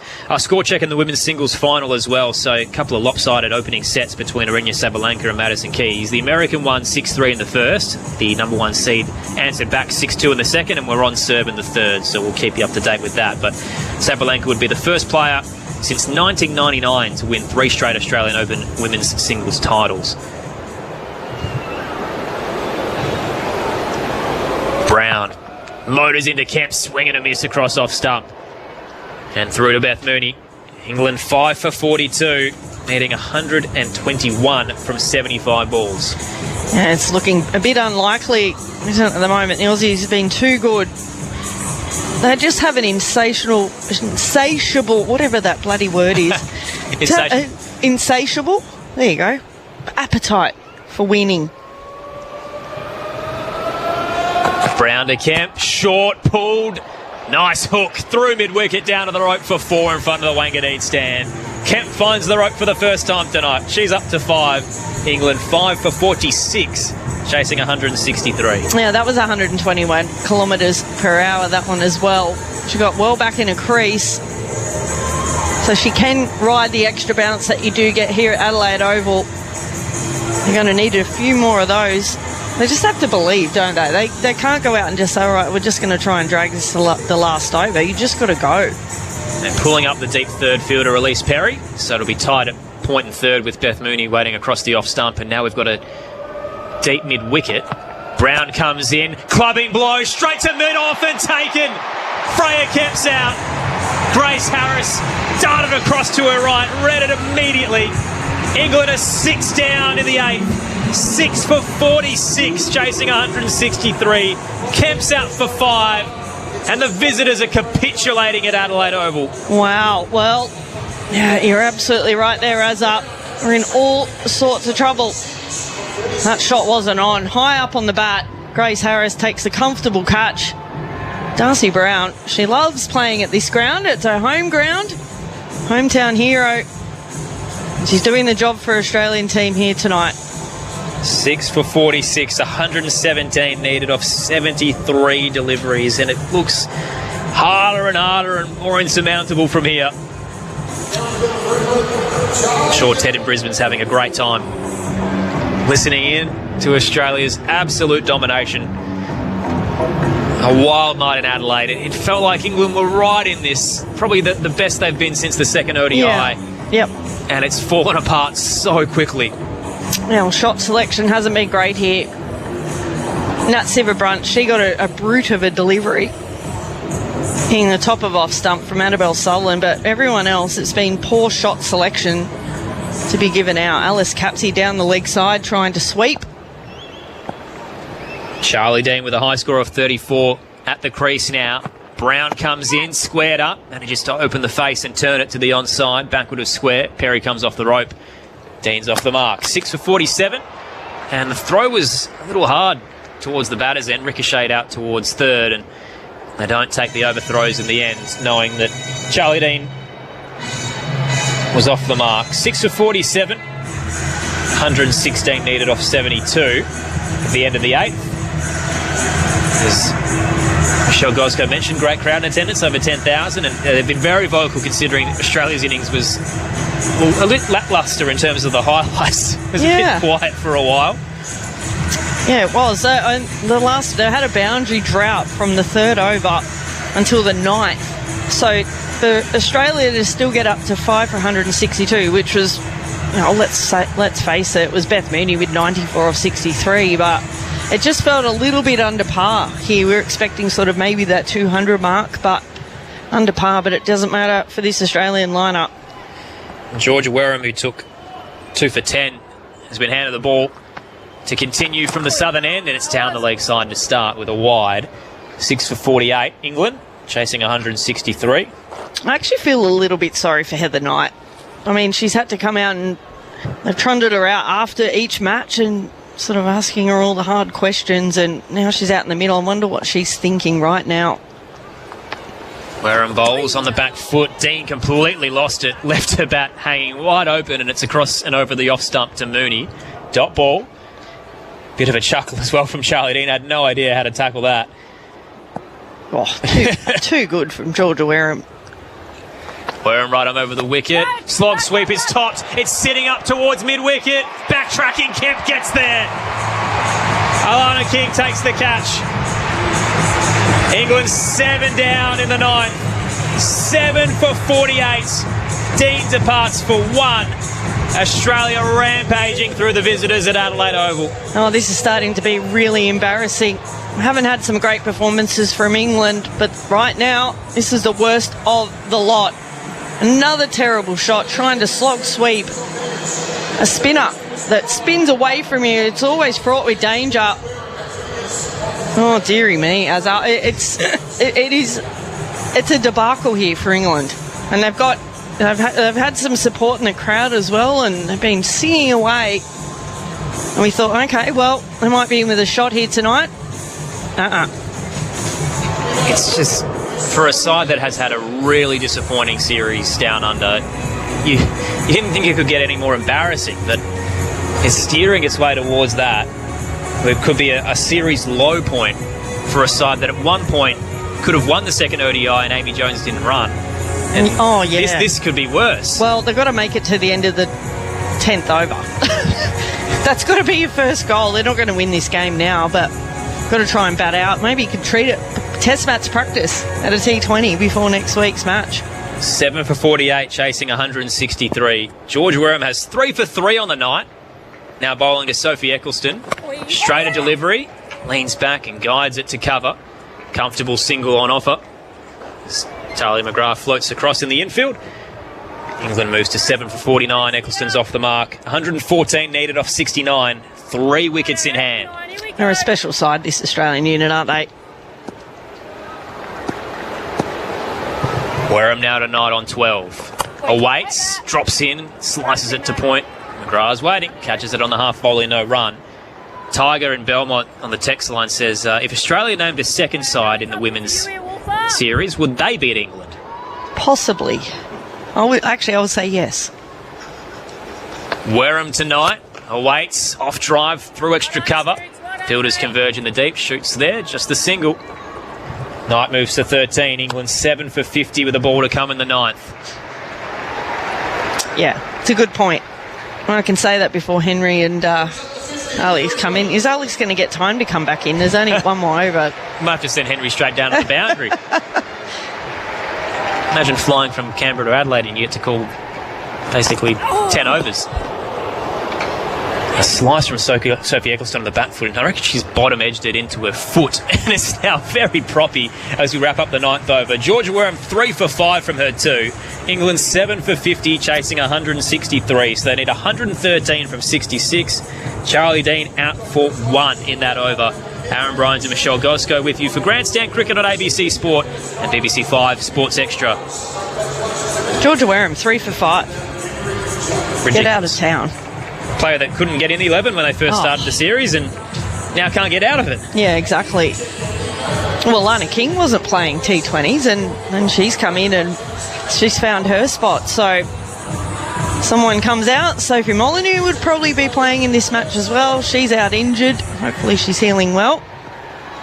Annabelle Sutherland into the attack, bowling to Heather Knight, who waits and squared up. No run. 13 Heather Knight's on at the moment. Fresh off a near match-winning performance, 43 from 19. She was so frustrated in Canberra. The range is preventing any chance of at least finding out how it would finish with 5 balls to go. She didn't throw a bat, but she certainly dropped it and had a few words to say. Sutherland down the track. Knight turns it to the onside. King's there. Again, another dot ball. I don't want this said on air. I'll say it to you later, but I actually feel sorry for Heather Knight. I actually feel sorry for an English person. But I do, because... You realise we are on air, right? Yeah, exactly. So I actually feel really sorry for her. I mean, she's tried her heart out. She led well. Just has not worked for England. Sutherland tonight, right up over the wicket, across the off stump. She leans back and slices it backward a point. A diving stop from Georgia Vole, who's looked to lead in the field. We mentioned it in the pre-game, just to more compare to England's worst fielders. Yeah. We said Georgia Vole was probably Australia's worst. She's been the best tonight. Yeah, exactly right. Just the standard that the Australians do have. Just watching some footage of the English players, all got arms crossed. Sutherland bowls tonight, high bat raise, turns it off her pads into the vacant square leg region. King races in off the rope. Just the single. Knight moves to 14. England 7 for 51, 112 needed from 62. Their lowest total against Australia in a T20 is 87 back in 2015. It's in trouble at the moment. And it had to be 87, didn't it? 13 from 100. Jeez. Bit superstitious, guys. Oh, yeah. Nelson, 1-1-1. Looks like a set of stumps. We're all superstitious in cricket. I only realised the other day when I went to the office before my flight back that the ABC Canberra station is 666. Oh. Whoops. Not sure why they decided that. 7 for 51, 112 needed off 62. Eccleston now on strike. Sutherland bowls to her, defends back to the bowler, no run. Oh, I just had a memory that... I was watching this and just thought, gee, we're at the test match already. That was a 1 run off 5 balls. So there we go. There doesn't seem to be a lot of urgency now. It's more survive and win. It has to be. Try to avoid embarrassment. Sutherland to Eccleston, steps across the leg stump, big swing. It's high up towards Cal corner, floating across. The catch is put down. Georgia Wareham was in prime position in front of the Edwin Smith stand, and it just lingered for an eternity, and she's put her down on 1. That would have wrapped up the night. England remain out there at 7 for 52. Eccleston moves to 2 at the end of the 10th. 111 needed from 60 deliveries. Commentary change coming up for Grandstand Cricket on ABC Sport. And BBC 5 Sports Extra, Henry Moran coming in. Women's International Cricket. Australia versus England in the Women's Ashes on ABC Radio. ABC Sport Digital Radio. The ABC Listen app, BBC 5 Sports Extra, and BBC Sounds. Well, a dropped catch. The fight back starts now. No, it doesn't, because England 7 down, 52 on the board, and they need to reach 70.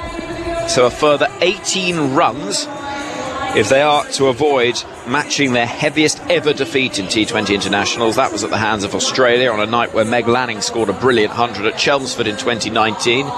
The Australian media manager has just, or one of the broadcast managers has just sent me a text asking what we want post-match, and apparently a white flag and something strong to drink is not an option, I think. England have not had a good night. That is perhaps the biggest understatement of the evening. Alex Hartley joins me, and Alex, on a tour that has seen some abject England performances, this is the worst of the tournament. Takes the biscuit, hey? Yeah, well, England's lowest total in international T20s is 87. I think I was told 10-15 minutes ago, and I will be surprised if they get there tonight. Me too. But they have had a life there with Eccleston dropped. I couldn't believe Georgia Wareham dropped that catch. I know. Over 10,000 in Adelaide Oval, 10,291. I think they might start going home. Well, I think they know the outcome of this game. By the way, Madison Keys has won her first major tennis title, 7-5 in the third set. She's won 6-3, 2-6, 7-5 against Sabalenka, who smashed her racket on the court a number of times after the final point. Keys wins her first major trophy at 29, lost to Sloane Stephens in the US Open final back in 2017. Alex? There's been moments in this game where you think, what is happening, what is going on? And for me, Heather Knight has been stood at the non-striker's end. She's watched 4 wickets fall, and within those 4 wickets falling, she only faced 2 balls. It's Alana King's record against Alice Campson. You hear that one? No. In the space of 5 balls, she's dismissed her 3 times. Pretty good, isn't it? Well, depending on your point of view. Well, yeah, depending if you're an England fan or an Australia fan. Georgia Wareham then has just put down the chance to dismiss Sophie Eccleston. It's because she wants to get her herself. Those figures of 3 for 5, she's like, ho, ho, ho. I'm on for a 5 for it. 5 for 5, baby. Well, indeed. And as a hush descends around the ground, Wareham, in the long sleeves, tosses the ball from her right hand to her left and begins the approach into bowl to Sophie Eccleston, who is swinging hard at that, brutally out towards Perry at deep mid-wicket. 1 run is taken. There's been a difference in innings for me today. And Beth Mooney, obviously absolutely outstanding, but it's the amount of sweep shots that Australia played compared to England. Australia barely played a sweep shot. They played down the ground, straight bats, got themselves in. Moving in is Wareham to bowl to Knight, who comes forward and meets the ball, but it goes back towards the bowler. Heather Knight here has single-handedly got to get England over the line. But it's getting to the point, I mean, she needs 2 a ball. 110 on 58, they're 7 down, Alex. Well, yeah, no, it's not happening, but... Wareham bowls to Knight. Oh, a huge sweep attempted, and she misses. It goes through to Mooney. Wareham 3 for 6. Here's oh dear. Here's a telling little number. In comes the next delivery, slapped down the ground up towards long on for a single. England move gently forward, very gently forward. Here's a little stat for you. Number of 2s run in this T20 International Series. England have run 21 of them. Beth Mooney has run 20 of them. In the series? Yeah. Here is Wareham. Bowls to Eccleston, defending no run. Wow. So England close to requiring 2 runs every ball. Wareham runs back to the end of her mark in the manner of somebody who senses the opportunity for more havoc to be caused. She's got 1 ball left of a 3rd over that has so far yielded 2 runs for England. And no opportunities as yet for Australia, but Eccleston does like to wind up rather. And she's done exactly that. She winds up, but does nothing other than just drop the ball, plinks it into the leg side. And the over comes to an end. The required rate is just shy of 12 and over, and Eccleston's putting her arms out wide and gesticulating. And I don't really know. And there'll be a full Test Match special podcast that you can listen to wherever you are in the world, actually, on BBC Sounds, wherever you get your podcasts from, where we'll be analysing all of this. And I think we should miss tonight's podcast episode. Well, Fionn Wynne, who's writing for the BBC Sport website, do read what she's got to say, because there's been some fabulous analysis of this series so far, and loads of interesting discussion as well that you can follow underneath all of the articles that she's written. And we'll talk about it next door. And so, what do you say? I mean, I think you can say now that it's not so much the wheels have come off as that you've tried. Blown up. Yeah, you've tried to drive out of the parking lot with the wheels unattached. You're sort of sitting there revving. This is punched in the air and stopped by Phoebe Litchfield, who has her sleeves rolled up in the manner of someone who means business. 7 for 54. England need 109 from 53. The Australian dugout, the girls out in the middle, they must just be laughing. Oh, it's just... I mean, Grace Harris spoke about embarrassing England. This has been embarrassing. They've embarrassed themselves tonight. Don't quote that, BBC, I know you will. Swung into the leg side by Knight, and it goes on the bounce towards Alana King at square leg. The crowd think for a moment it's a chance of a catch. Not quite. I'm calling it wicket next ball, Alex. I sense it. You call it a cake ball, don't you? Cake ball, yeah. So if there's a wicket next ball, I owe you a piece of cake. Okay. But seeing as though it's the end of the T20s, if you want a beer, I'll get you a beer instead of cake. All right. Whatever you want. But you only get 3 a game. Right. Well, I reckon Eccleston's going to try something here. Here comes the next delivery. Oh, she thought about it. She cleared that front leg. Didn't she? Pass the ball back to the bowler. There is no room. Richard from Geelong on the SMS.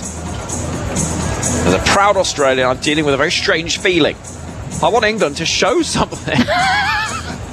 Don't we all? Richard, I know. It's hard being English in this country right now.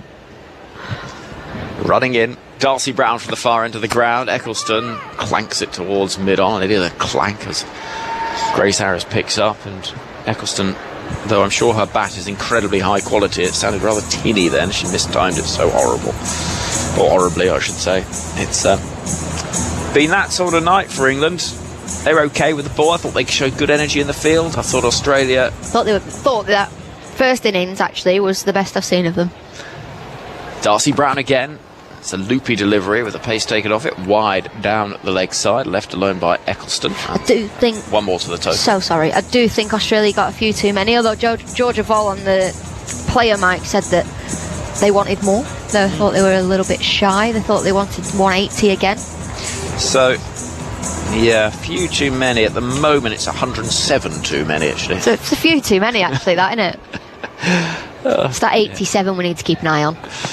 This is banged in short, down the leg side. Half an appeal from Beth Mooney, signalled as wide. And Mooney said, hold on a minute, that wasn't wide. So you often think in situations like this, in games like this, how can we make this entertaining? Yeah. Well, England need 30 runs to not get their lowest ever total. So it's a game within a game. Game within a game. Well, genuinely, what is the best approach to them here? Try and ban out the overs, limp towards 80. Eccleston doesn't do that. She goes lofting into the leg side. It's a lovely looking shot. It's gone sort of 3 miles up and about 25 yards away. Well, Heather wanted 2. Heather ran. Where was the second run? Heather's just ran 3. Yeah. Well, I know. And that will frustrate the England captain. It's frustrating you, Al. Well, here comes Darcy Brown, looking for Australia to get an 8th. And Knight plays that well, out towards deep mid-wicket. She's pushing hard for the first, turning for a second, and there won't be one there. There would have been the previous one, comfortably. End of the over, though. Knight will keep the strike. The England captain's got 17 from 22. England have 59 on the board, 7 down, but they need 104 from 48, which I think we can safely say is not going to happen. Hubert emails, I'm enjoying listening. Well, what about those commentators, Henry? You're sharing the box with the Australians. Well, look, it's part of all the fun. I love the rivalry, but do you know, Alex, dare I say it, a bit like what Richard from Geelong says. Actually, it doesn't feel like a rivalry, this. Yeah, we've obviously spent a lot of time with the Aussies over the last few weeks, 2.5 weeks, whatever it is. And after the first 2 ODIs, they were all saying, we want England to win now. We want England to win. It keeps the Ashes alive. Well, sort of now you're going, well, whitewash is on. Alana King bowls to Heather Knight, who drills that out towards deep cover. Good piece of work out there to our left by Megan Schutt. There'll be a second run taken. England move to 61 for 7. Well, get in touch. Let us know what you think. Please let us know what you think, because I just don't know if I've got anything else to say anymore, and it's really... You're feeling flat about it? Well, no, not flat, frustrated. Here's Alana King. Big swing into the leg side. Cries of catch. That won't be a chance of a catch. It will be 4. Goes square on the leg side from the bat of a frustrated England captain, as England move to 65 for the loss of 7 wickets. And the requirement now stands at 98 from 46. Email tms@bbc.co.uk. What have you made of it all? John Lewis told me again last night he thought that England had lost key moments, key parts of the series, and that the drawn series of 2023, it was the key moments that went England's way. Here comes Alana King. Forward comes Knight, who's going to get one out towards the left of Sutherland. They'll turn for a second. They'll get that second. That's good running between Eccleston and Knight. So England now require 96 from 45. What was the lowest total you said, Dad? 87. 87. I think it's for margin of victory they needed to reach 70 to avoid the biggest margin of victory. Anything England men can do, the women can do just as bad. Alana King bowls. Knight looking to sweep, gets lucky, misses off stump by a fraction. It's the wickets the spinners have taken for me throughout this Ashes series. 22 now, I think it is. Ridiculous. So many. Alana King bowls a ball which is spanked in the air down the ground. Could be a chance of a catch. No! 6. Litchfield got there, and I think out of the corner of her eye could see the rope and just got distracted. And the ball goes sailing away over the boundary. So Heather Knight is playing a bit of a lone hand here, and under the lights of Adelaide, a frustrated captain is giving it all she can. Oh, she just timed a jump slightly wrong there, Phoebe Litchfield. It was one of those where she would have had to parry the ball back inside the boundary rope, but she just timed that slightly wrong. Deep in the crease and getting one to the offside, farming the strike and keeping that strike as well. So a rather productive over, 15 from it. And 74 is the England score, 7 down. They need 89 from 42.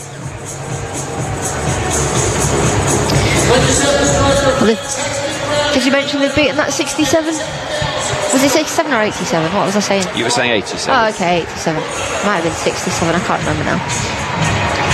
Well, it's reasonably important, I would say, in cricket, to know if you're chasing a target, so... Yeah, they need 100 more. Well, I know they're not chasing the lowest target. I know. It's a pretty bleak time of it. Yeah, nice of the DJ to play this one as well. Yeah, their lowest score, 87, 2015. Again, they lost at Hove to lose the Ashes that year. The final wicket, Lydia Greenway, caught brilliantly by Jess Jonasson. Darcy Brown and Megan Schutt starting things off, and it is Schutt who's going to continue into a spell that is now into its 3rd over. Back again from the far end of the ground, and his first ball is clanked to the leg side, where it'll be fielded with Eccleston coming on to strike, and this is the more compelling of the battles, I think. I've had a message from someone who will remain unnamed for their sake. Every time I remember there's still a test to go, I want to scream into the void. You guys are doing remarkably well, staying sane.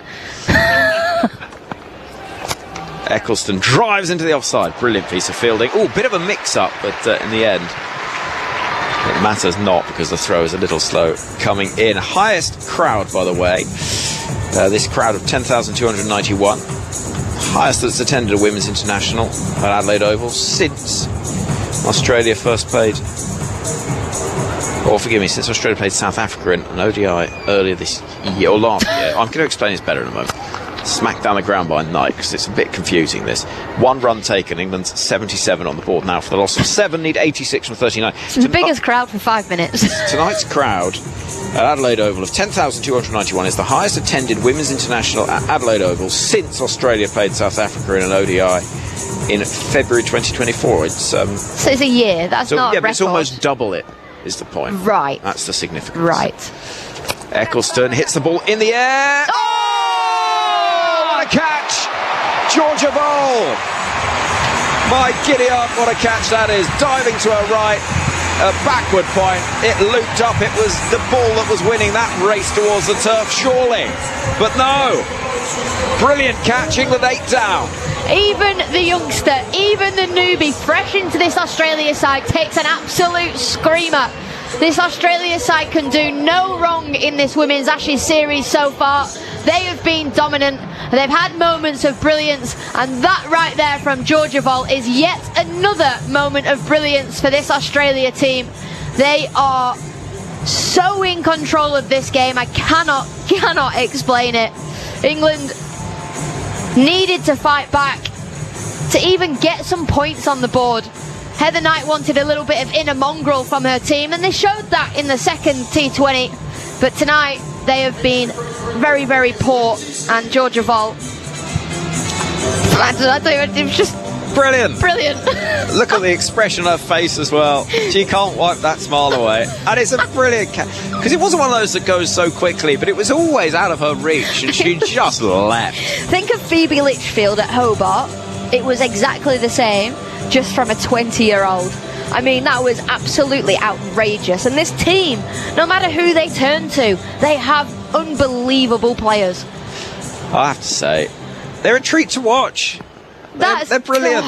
They are brilliant. Oh dear. 8 for 77 England. Here comes shoot to bowl to Lindsay Smith. Oh, how's she not been bowled there? Inside edge goes whizzing down towards the boundary and chasing after it as if her life depends on it. Is Darcy Brown to prevent 4 runs, and it is just the 2, and that's brilliant fielding again. It is aggressive, and 2 runs saved in a match that does not require 2 runs to be saved. So, another outstanding catch for Australia, and we've had Phoebe Litchfield, Ash Gardner, Georgia Voll, an unbelievable bit of fielding there from Darcy Brown, by the way. What moments of brilliance in the field that stand out have we had from England throughout this Women's Ashes series? Heather Knight run out. Wasn't outstanding though, was it? It wasn't a shouting, both of you shouting down the mic going, that's the best thing I've ever seen. No, it wasn't. You're right. But it was good. It was good, and I'm not denying that. It was good, but it wasn't that. Wasn't brilliant. Wasn't like, oh my word, what have I witnessed? I just had a very silly message popping up in front of me. And I'll explain more of the context in a moment. Final ball, the 14th over, is whipped away towards fine leg, and there is no run. England need a notional 84 from 36. After 14 overs, they are 8 down with 79 on the board.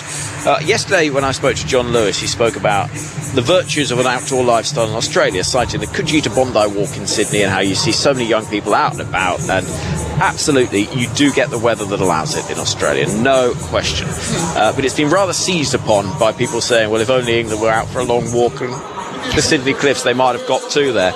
I've just had a message saying, are we expecting someone from the England camp to mention the nutritional benefits of Vegemite and avocado? Yeah, I've just had one. Hartley should refuse to interview England after this. Stop it. Honestly. We've got to that point of the tour. Damien from Aberfoyle Park on the SMS. Don't know about England losing key moments in the series. They failed to create key moments.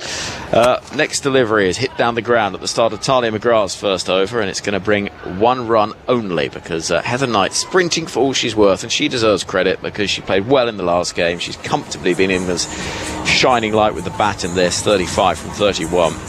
And the England captain, who's been skippering this side for nearly a decade, must just be thinking, well, do you know what? It shows people care. My Twitter has genuinely never been as busy during a women's series ever. Me too. Lindsay Smith waits. Around the wicket comes McGrath. Oh, appeal for LBW. I think he's optimistic. That's going down the leg side. Yeah, not out. So people do care. absolutely they do. The UK TV channel tweeted, "Will England chase this down?" And someone before the games ended, spoiler, England do not chase this down. Oh, big swing and a miss. And it goes through to the gloves of the keeper. So, England in a hole. This is swung away into the leg side. It'll bring a run for the first time for the bat of Lindsay Smith into the side today, Alex. Yep, she was good. Very, very good was Lindsay Smith. She's always so good with the new ball, but she made a difference in the field, didn't she, for England, just whizzing around that boundary. Here comes Talia McGrath running into bowl to Knight, who plays with a cross bat. Down the ground it goes. England creeping towards avoiding the ignominy of their lowest ever T20 international total, which stands at 87. They're currently 82. Feel for Heather. I really do feel for Heather. She's going to have to do these post-match interviews again. Swung into the offside. Not a run there. Oh, mix-up. Throw comes in. Could be a run-out. Should be a run-out. Think it is. Oh, my goodness me. Is that another one for England down? Well, Australia celebrating with a degree of trepidation. I think they're quite confident without being certain. Wicketkeepers in. Can we start with your best side on? I think she could be back here. It was a great dive from Lindsay Smith, but maybe I'm just feeling optimistic. Throw comes in. Oh no, it's a good dive, and she is going to be. Oh, just I think. President, if we can go to the other side, please. Oh, here's a back grounded. President, thank you. Oh, she's out. How's one angle show she was in and one angle show she was out? Frame rate, Alex, frame rate. Oh. England are 9 down, and they still need 5 runs to avoid their lowest ever T20 international score. Lindsay Smith a run out for 1. England being bundled out in humiliating fashion in Adelaide. This ground the scene of one of the great triumphs of English white ball cricket, that 10-wicket victory in a World T20 semi-final for England's men against Australia. Tonight, English cricket is having a very, very miserable time. I'm getting out of the way. I'm going to go and speak to the England captain. Good luck.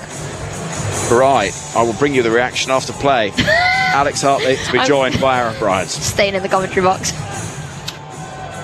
This is ABC Sports coverage of women's international cricket. Australia versus England in the Women's Ashes. I'm gonna soak up the sun. I'm gonna tell everyone. It's been a slow, miserable death for the England women's cricket side at the Adelaide Oval. 9 for 82, chasing 163. Sutherland bowls to Knight, who comes down the track and pulls through square leg. King's waiting on the rope. Single on offer to 37, Heather Knight. England 9 for 82, their lowest score ever in T20 cricket. 87 back in 2015. 80 needed from 29. Alex Hartley with me. It's been a frustrating tour, Alex.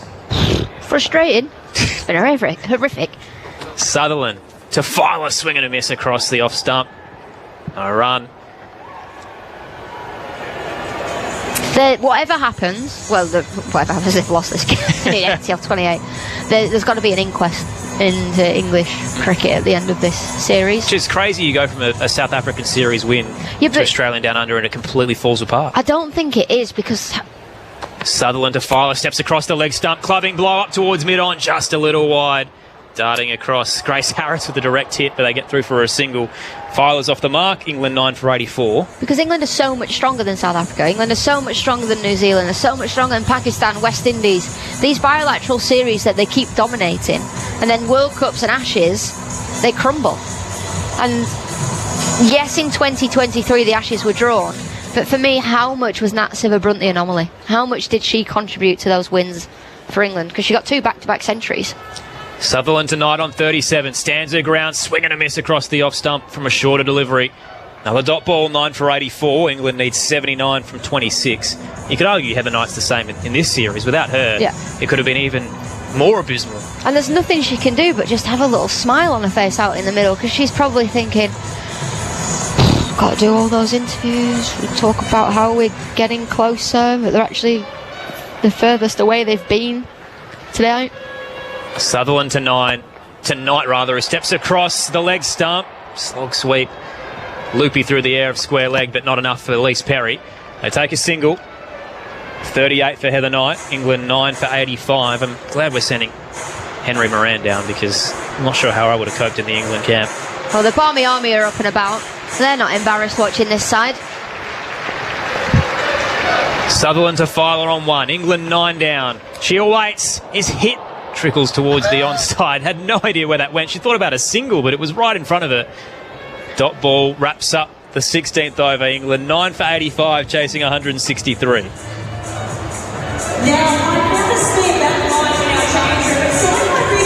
I know it's my job to have words, but I haven't really got any. We are fast running out of talking points for the England Cricket Club. Why don't we talk about how good Australia are? Incredible. Because they are so incredible. They're dominant. They've got 6, 7 world-class players. Their spinners have been absolutely outstanding throughout this Test series. The leg spinners in particular. Alana King hadn't played a T20 for 2.5 years. She forced her way into the T20 starting 11 from how she bowled in the ODIs. Georgia Wareham 3 for 7.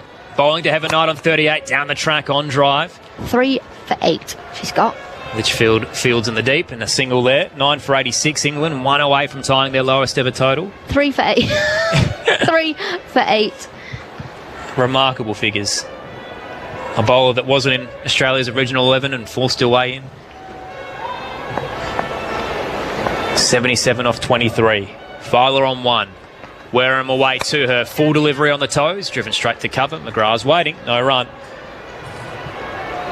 We were chatting a bit at the back of the box about what has led to this, and a lot of it's the investment in grassroots cricket.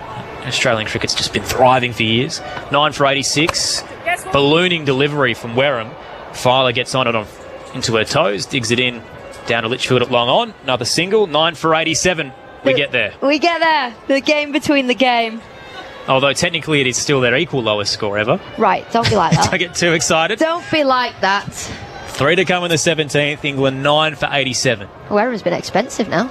Wareham tonight down the track. Smashes it past the bowler down towards long off. Fielded in the deep by Sutherland. And now we get there. 9 for 88 England. Whoop, whoop. Will not be their worst ever score in T20 international cricket. Michelle Goscoe with a chuckle as she comes to watch the conclusion here at the Adelaide Oval. Over 10,000 in attendance. Great crowd. Wareham bowls. Filer rocks back. Cut straight to cover. McGrath again waiting. Just the 3 off it so far. Georgia Wareham 3 for 10 with a ball to come in her innings. 10 runs. Filer on 2. Wareham to her. Straight hit. Down the onside. Racing off the rope. Litchfield ensures it's just another single. Filer retains the strike on 3. England 9 for 89, chasing 163 for victory. 74 needed from 18 deliveries. Might need to stop giving that up for a moment's time. Shout out to Damien in Aberfoyle Park, who says, "We truly do care. Honestly, I've enjoyed this summer of cricket more than I have since maybe being a teen in front of the telly in the air-conditioned lounge back in the 90s. Free-to-air vision alongside the ABC Listen app is the best cricket in years." Thanks, Damien. It has been a very fun summer if you're an Australian. I think the Border Gavaskar series was tremendous. The Big Bash and the WBBL were thrilling. Now the Women's Ashes has been very one-sided. If you're on the opposite side of things, it's probably been a summer to forget. 9 for 89. McGrath bowls. Filer turns it down finally. King's there. No run, rather. 9 for 89 in the 18th. Mark in Central Coast, New South Wales says, "Vegemite and avocado on toast is so good that maybe the English cricketers should get on that. That's our secret." Expensive secret, though. McGrath to Filer on 3. Pulls upwards through square leg. Just a little short. Perry comes in off the rope from the dugout. It'll be a single. Filer moves to 4. 9 for 90 England.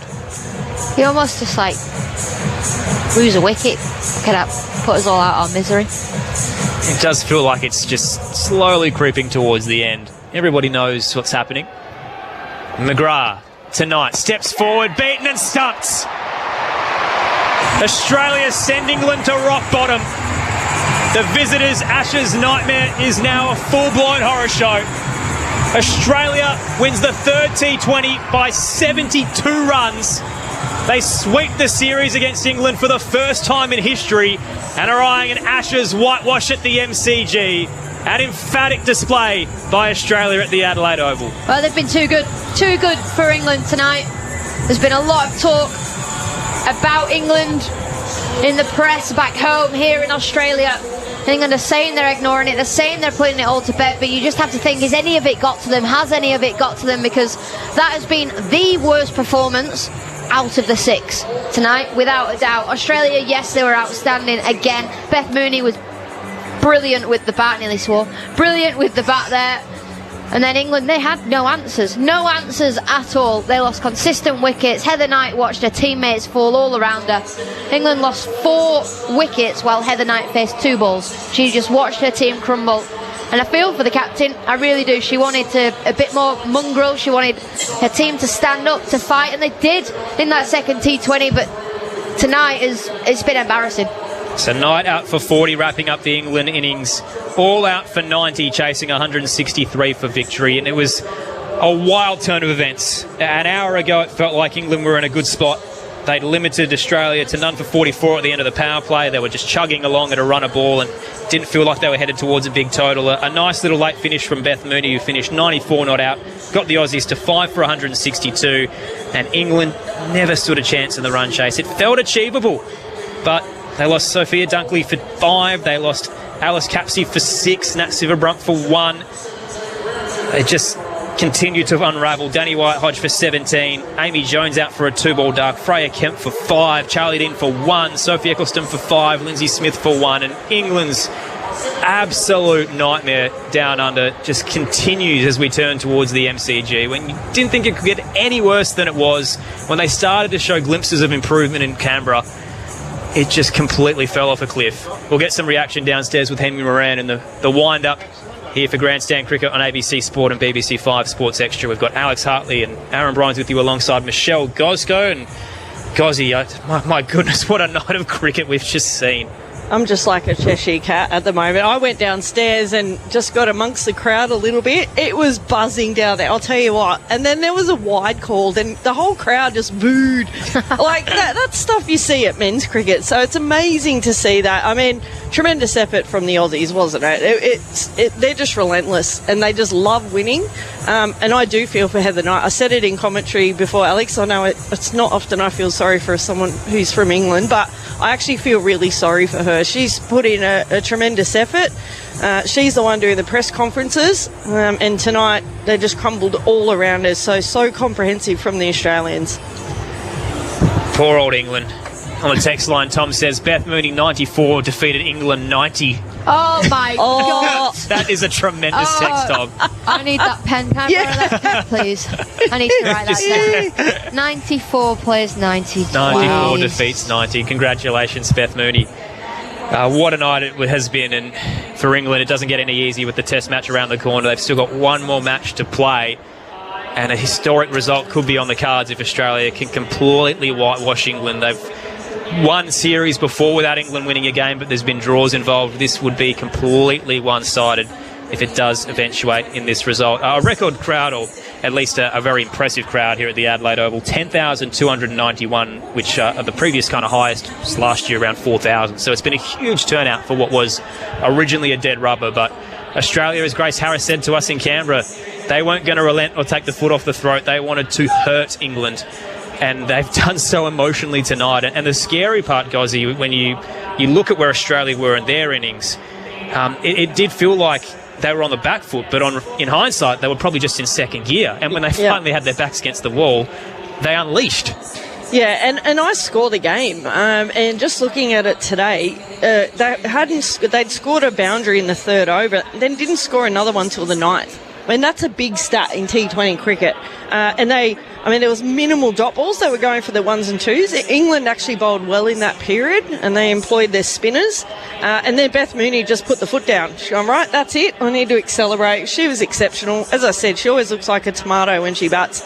I don't care. She could be a Caesar salad. You know what? You don't give her? I don't give her, you know what. And she's a tremendous cricketer. And even doing the wicket keeping as well, we haven't even got Elisa Healy. Here comes Beth Mooney, bats the full 20 overs and then go out and puts in a ripper of an effort.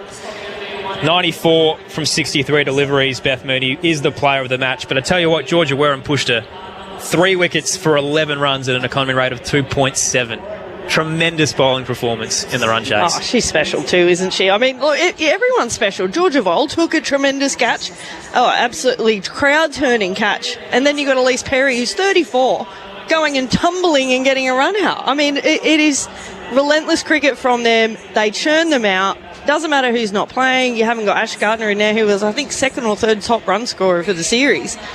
She hasn't played in the T20 comp of this Ashes series, and they just keep winning. It's unbelievable cricket. Every little bit of effort Australia just seems to be that bit better at, whether it's the batting, the fielding, the bowling.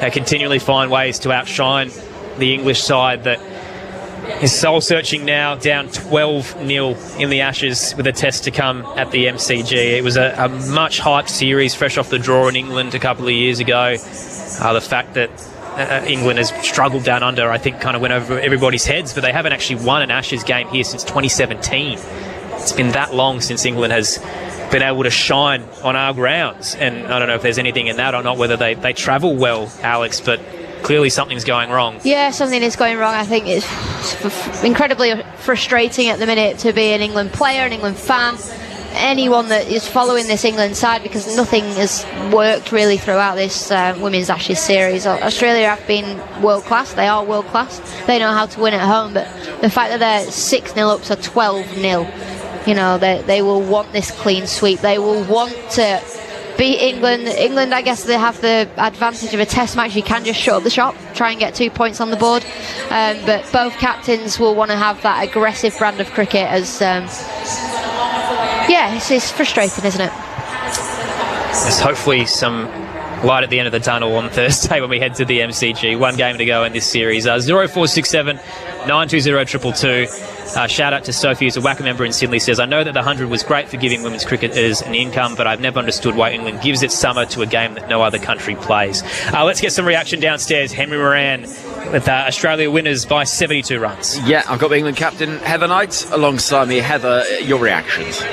Yeah, disappointment. Obviously, gutted with how we played tonight. We thought bowled really well. I think identified that spin was pretty effective on that wicket. It was a little bit slow and kept a bit low, and I thought our spinners did a great job through that middle. We felt like 160 was certainly chaseable.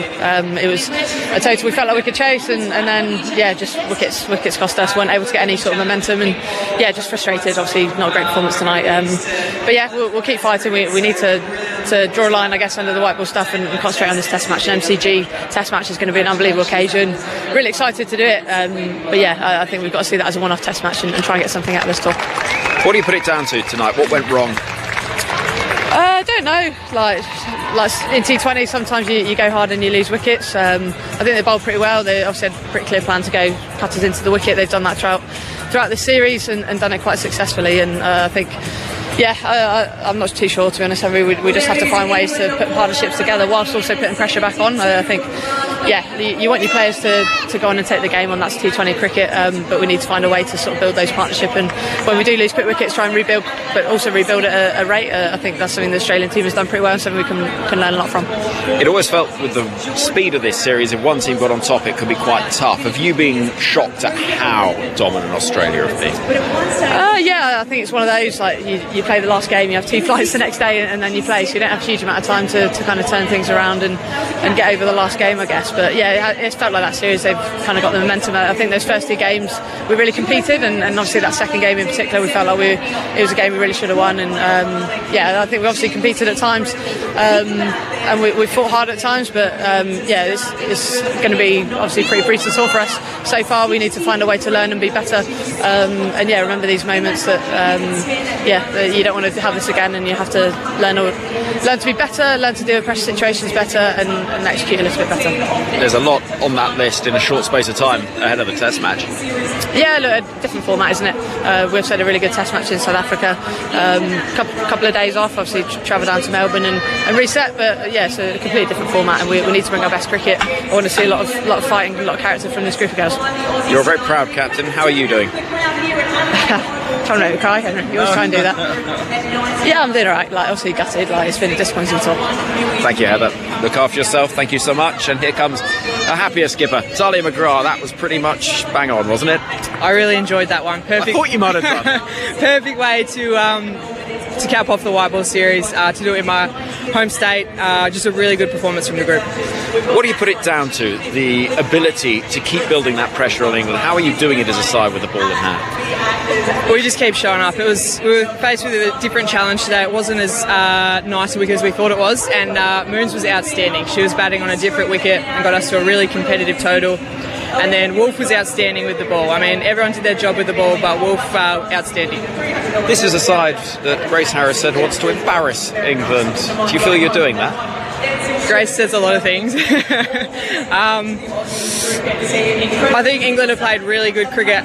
We've just won key moments. At times, the game at Junction, certain games where it's been on the line, every game has felt like there's been moments where the momentum could shift either way, and I think we've just won the key moments. So I think it's been a little bit closer than the scoreline suggests. Do you genuinely feel that? Do you not look at this and think we've won each of these games heavily? We are miles ahead of them. No, I look back and was pretty disappointed with how he's batted at Junction.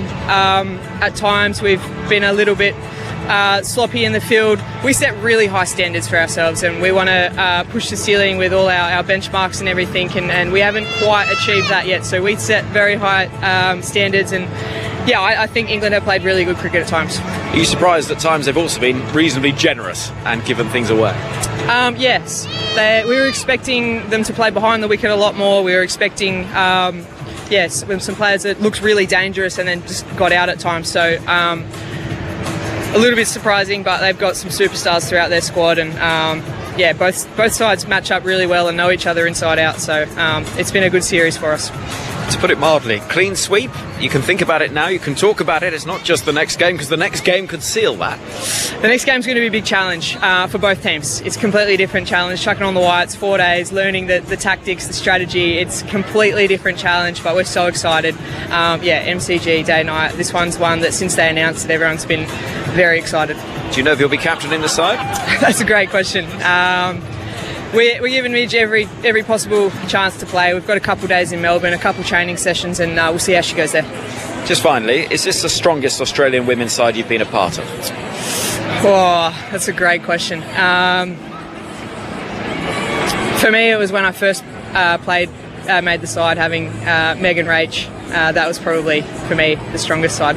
Okay, well, there we go. Well, this one's not bad, hey? Well done, Talia. Lovely to speak to you. Many congratulations. So, on the boundary edge, as you might be able to imagine, rather different moods in the two camps. A tale of two stories from here. Australia winners by 72 runs. Heather Knight breaking down at the end of her interview with Henry, talking about how emotional she is carrying the burden of this side that hasn't won a game down under, and then the contrast of Talia McGrath, who's leading Australia 12-0, says we have high standards and we haven't achieved our ceiling yet. So they're still hungry for more, feel like they haven't quite finished off what has been an incredible series, and England, meanwhile, are soul-searching in a pit right now of misery. Michelle Gosgo. Yeah, I thought when the tour was announced, how many days? 18 days, the whole Ashes series is done and dusted. So 3 one-day matches, 3 T20s, and a 4-day test match. Now, it could either go either way. When they lost that first match at North Sydney, I thought, okay, well, maybe with the shorter turnaround, they might actually forget about that, move on straight away. It's backfired on them. So I think if it was longer, they could. Kate Cross didn't play. You know, she's one of their trump cards. And then if you find, like, Maya Bouchier, I do rate her as a cricketer. Now, she's had a horrendous sort of time in the white ball format here. Hopefully she makes the side with in the Test match. But, yeah, it's been really difficult. I mean, I can't believe the Aussies haven't reached their ceiling. I mean, that was exceptional tonight. I mean, I think the pitch played into it a little bit where we didn't get another sort of 20, 25 runs, but... yeah, tremendous effort from the Aussies. There's just no escape when it's 7 games in 18 days. It just gets harder and harder. And I think the flattest part about the last kind of few days was that England looked a lot better in Canberra, and then Australia's innings felt a little underwhelming. You thought, yeah, maybe this is their night, and they didn't have to win it, but not to lose by 72 runs at that stage. It's debilitating. Yeah, and you'd think, like, okay, well, they're already up. They've won the Ashes. First they retained it, and that's what they did in England last time, and they weren't happy with that. And I'll tell you what, they've come out like a bull at the gate throughout this whole format. So, yeah, I mean, what do you say about the Aussie team? I mean, there's just so much. Well, one that we don't talk about, Shelley Nitschke. Yeah, should mention her as well as the head coach. That this group is so well in sync. The chemistry is incredible. They're clearly emotionally in a great place. They're very happy and jubilant. I flew back with them from Canberra, and the whole squad had all their families there, including the support staff, and everyone's playing with the kids on the plane. And it's just an incredible atmosphere for the Australian cricket team. Which you compare that to England, where you mentioned, Gozzy, you saw them at Canberra, and it was a total opposite in terms of the atmosphere and the environment. Yeah, funny you talk about that, and they were together and whatnot. I wasn't on the flight with England to come here, but I did see them at the airport, and they were all single or 2 people walking through and didn't spend time with each other. I mean, when you've got a short format like this, if you're not doing those little things together as a group, it's off-field stuff that can trickle on field. And it seems like that has happened at points throughout this tour. So, yeah, in contrast to you with everybody jumping around on the Kingston planes. behind me just singing along, and I'm going, oh, gee, they're just in such a good mood. As you would be with winning, so many games of cricket in a row. But, yeah, I mean, there'll be some soul-searching for this English side when they do get back home. Text in from Nathan in Adelaide who says to Alex Hartley, chin up. We love you down here. Keep speaking your mind. I'll eventually subscribe to the No Balls podcast as well, so we'll pass that on to Alex for you, Nathan. And yeah, it's a rough time for our travelling crew of Henry Moran and Alex Hartley, because they are running out of talking points in a sense. This England side has just gotten worse. They're not winning games. It's the same kind of story, whether it's the poor athleticism and the poor fielding, or the mismanaged batting lineup and tactical approach and how they go about things. There was a couple of really odd shots tonight, just taking the game on when they didn't need to. Yeah, that's the point. Actually, I was looking at it. So the shot selection hasn't been great this whole tour. So there is some technical issues. I think they've bowled well at times, and they have, especially their spinners. The fielding has gotten better each time. So today was just a little bit better than Canberra. But there is absolutely some shot selection issues and some technical issues as well. And we talked about the agility and whatnot. That can help your game as well. So, yeah, they've got some stuff to do here, England. Henry Moran's just been able to join us in the wash-up. We've got a couple of minutes to go. But, Henry, we heard Heather Knight there towards the end, the personal reaction to the emotional baggage of carrying this team right now. But you were there. What did you sense looking at Heather as she kind of ended up that interview in a really dark place? I've spoken to Heather Knight a few times when England have had disappointments here in Australia, going back as far as 2017 when England lost a game that meant they couldn't win the Ashes. And she is a very passionate player, and she cares deeply about success for this England side. And anyone who watches her play, watches how she goes about her cricket, would know that and recognise that. And I think this will really, really hurt. And there's no question about it. John Lewis and Heather Knight, whatever Talia McGrath says, we're quite close, they're not. These two sides are nowhere near each other. And the fact that we watched Lindsay Smith come into the England side tonight, and it looked suddenly like there was a different vibe, because you had a field of dashing about and hurling themselves around. You thought, okay, this looks a little bit more like what we see when Australia are in the field. And England are miles off it. And the longer that they kid themselves they're not, the longer they're going to be behind Australia. Do you think there'll be a change? Do you think leadership? Well, all I would say is there is a man who lives in South Wales who used to coach a very successful women's side, who used to coach England's men in white ball cricket, who's currently out of work. If Matthew Mott were to be available, you can see where you could put 2 and 2 together. I've no idea of that. I just, that is what people have suggested as a potential neat fit if he were ever to be happy to do it, and if John Lewis weren't to stay as England coach. Which is a drastic turnaround from a series win against South Africa to coming to Australia, and suddenly it's completely fallen apart, and Alex Hartley's on air calling for an inquest. Like, it's an amazing couple of weeks we've gotten to this point. It is, but you only know where you are as an international side when you play against Australia, and I'm afraid it's part of the perennial issue that the sides have had in recent times is you can be lulled into a sense of standards by being able to operate in third gear and beat teams quite comfortably, as England found in an unbeaten home summer last year. They won every game they played against Pakistan and New Zealand, and at the end of it you can't turn around and say, well, you could have done better, because you can't. You've won every game you've played, but you only know quite how good you were or are when you then play against Australia and you get put under pressure. They were put under pressure in the World Cup and they lost. They've been put under pressure from the off against Australia and they've lost every single game. That is the point in all of this. Yeah, it's interesting, isn't it? Because Australia didn't make the final either in that World Cup. England didn't make it. Look where we are now. Like, it's probably going to be a whitewash. And listen to the language from Talia McGrath, who we just heard from, and she said in that game at Junction Oval, we really didn't play well enough. It's the first time any captain really has said they didn't play well enough at any point in the series. I've not heard that much from England. It's Australia they're saying we've not done enough, and they're 12-0 up. And the ominous warning that we haven't achieved our ceiling when we've still got a test match to come.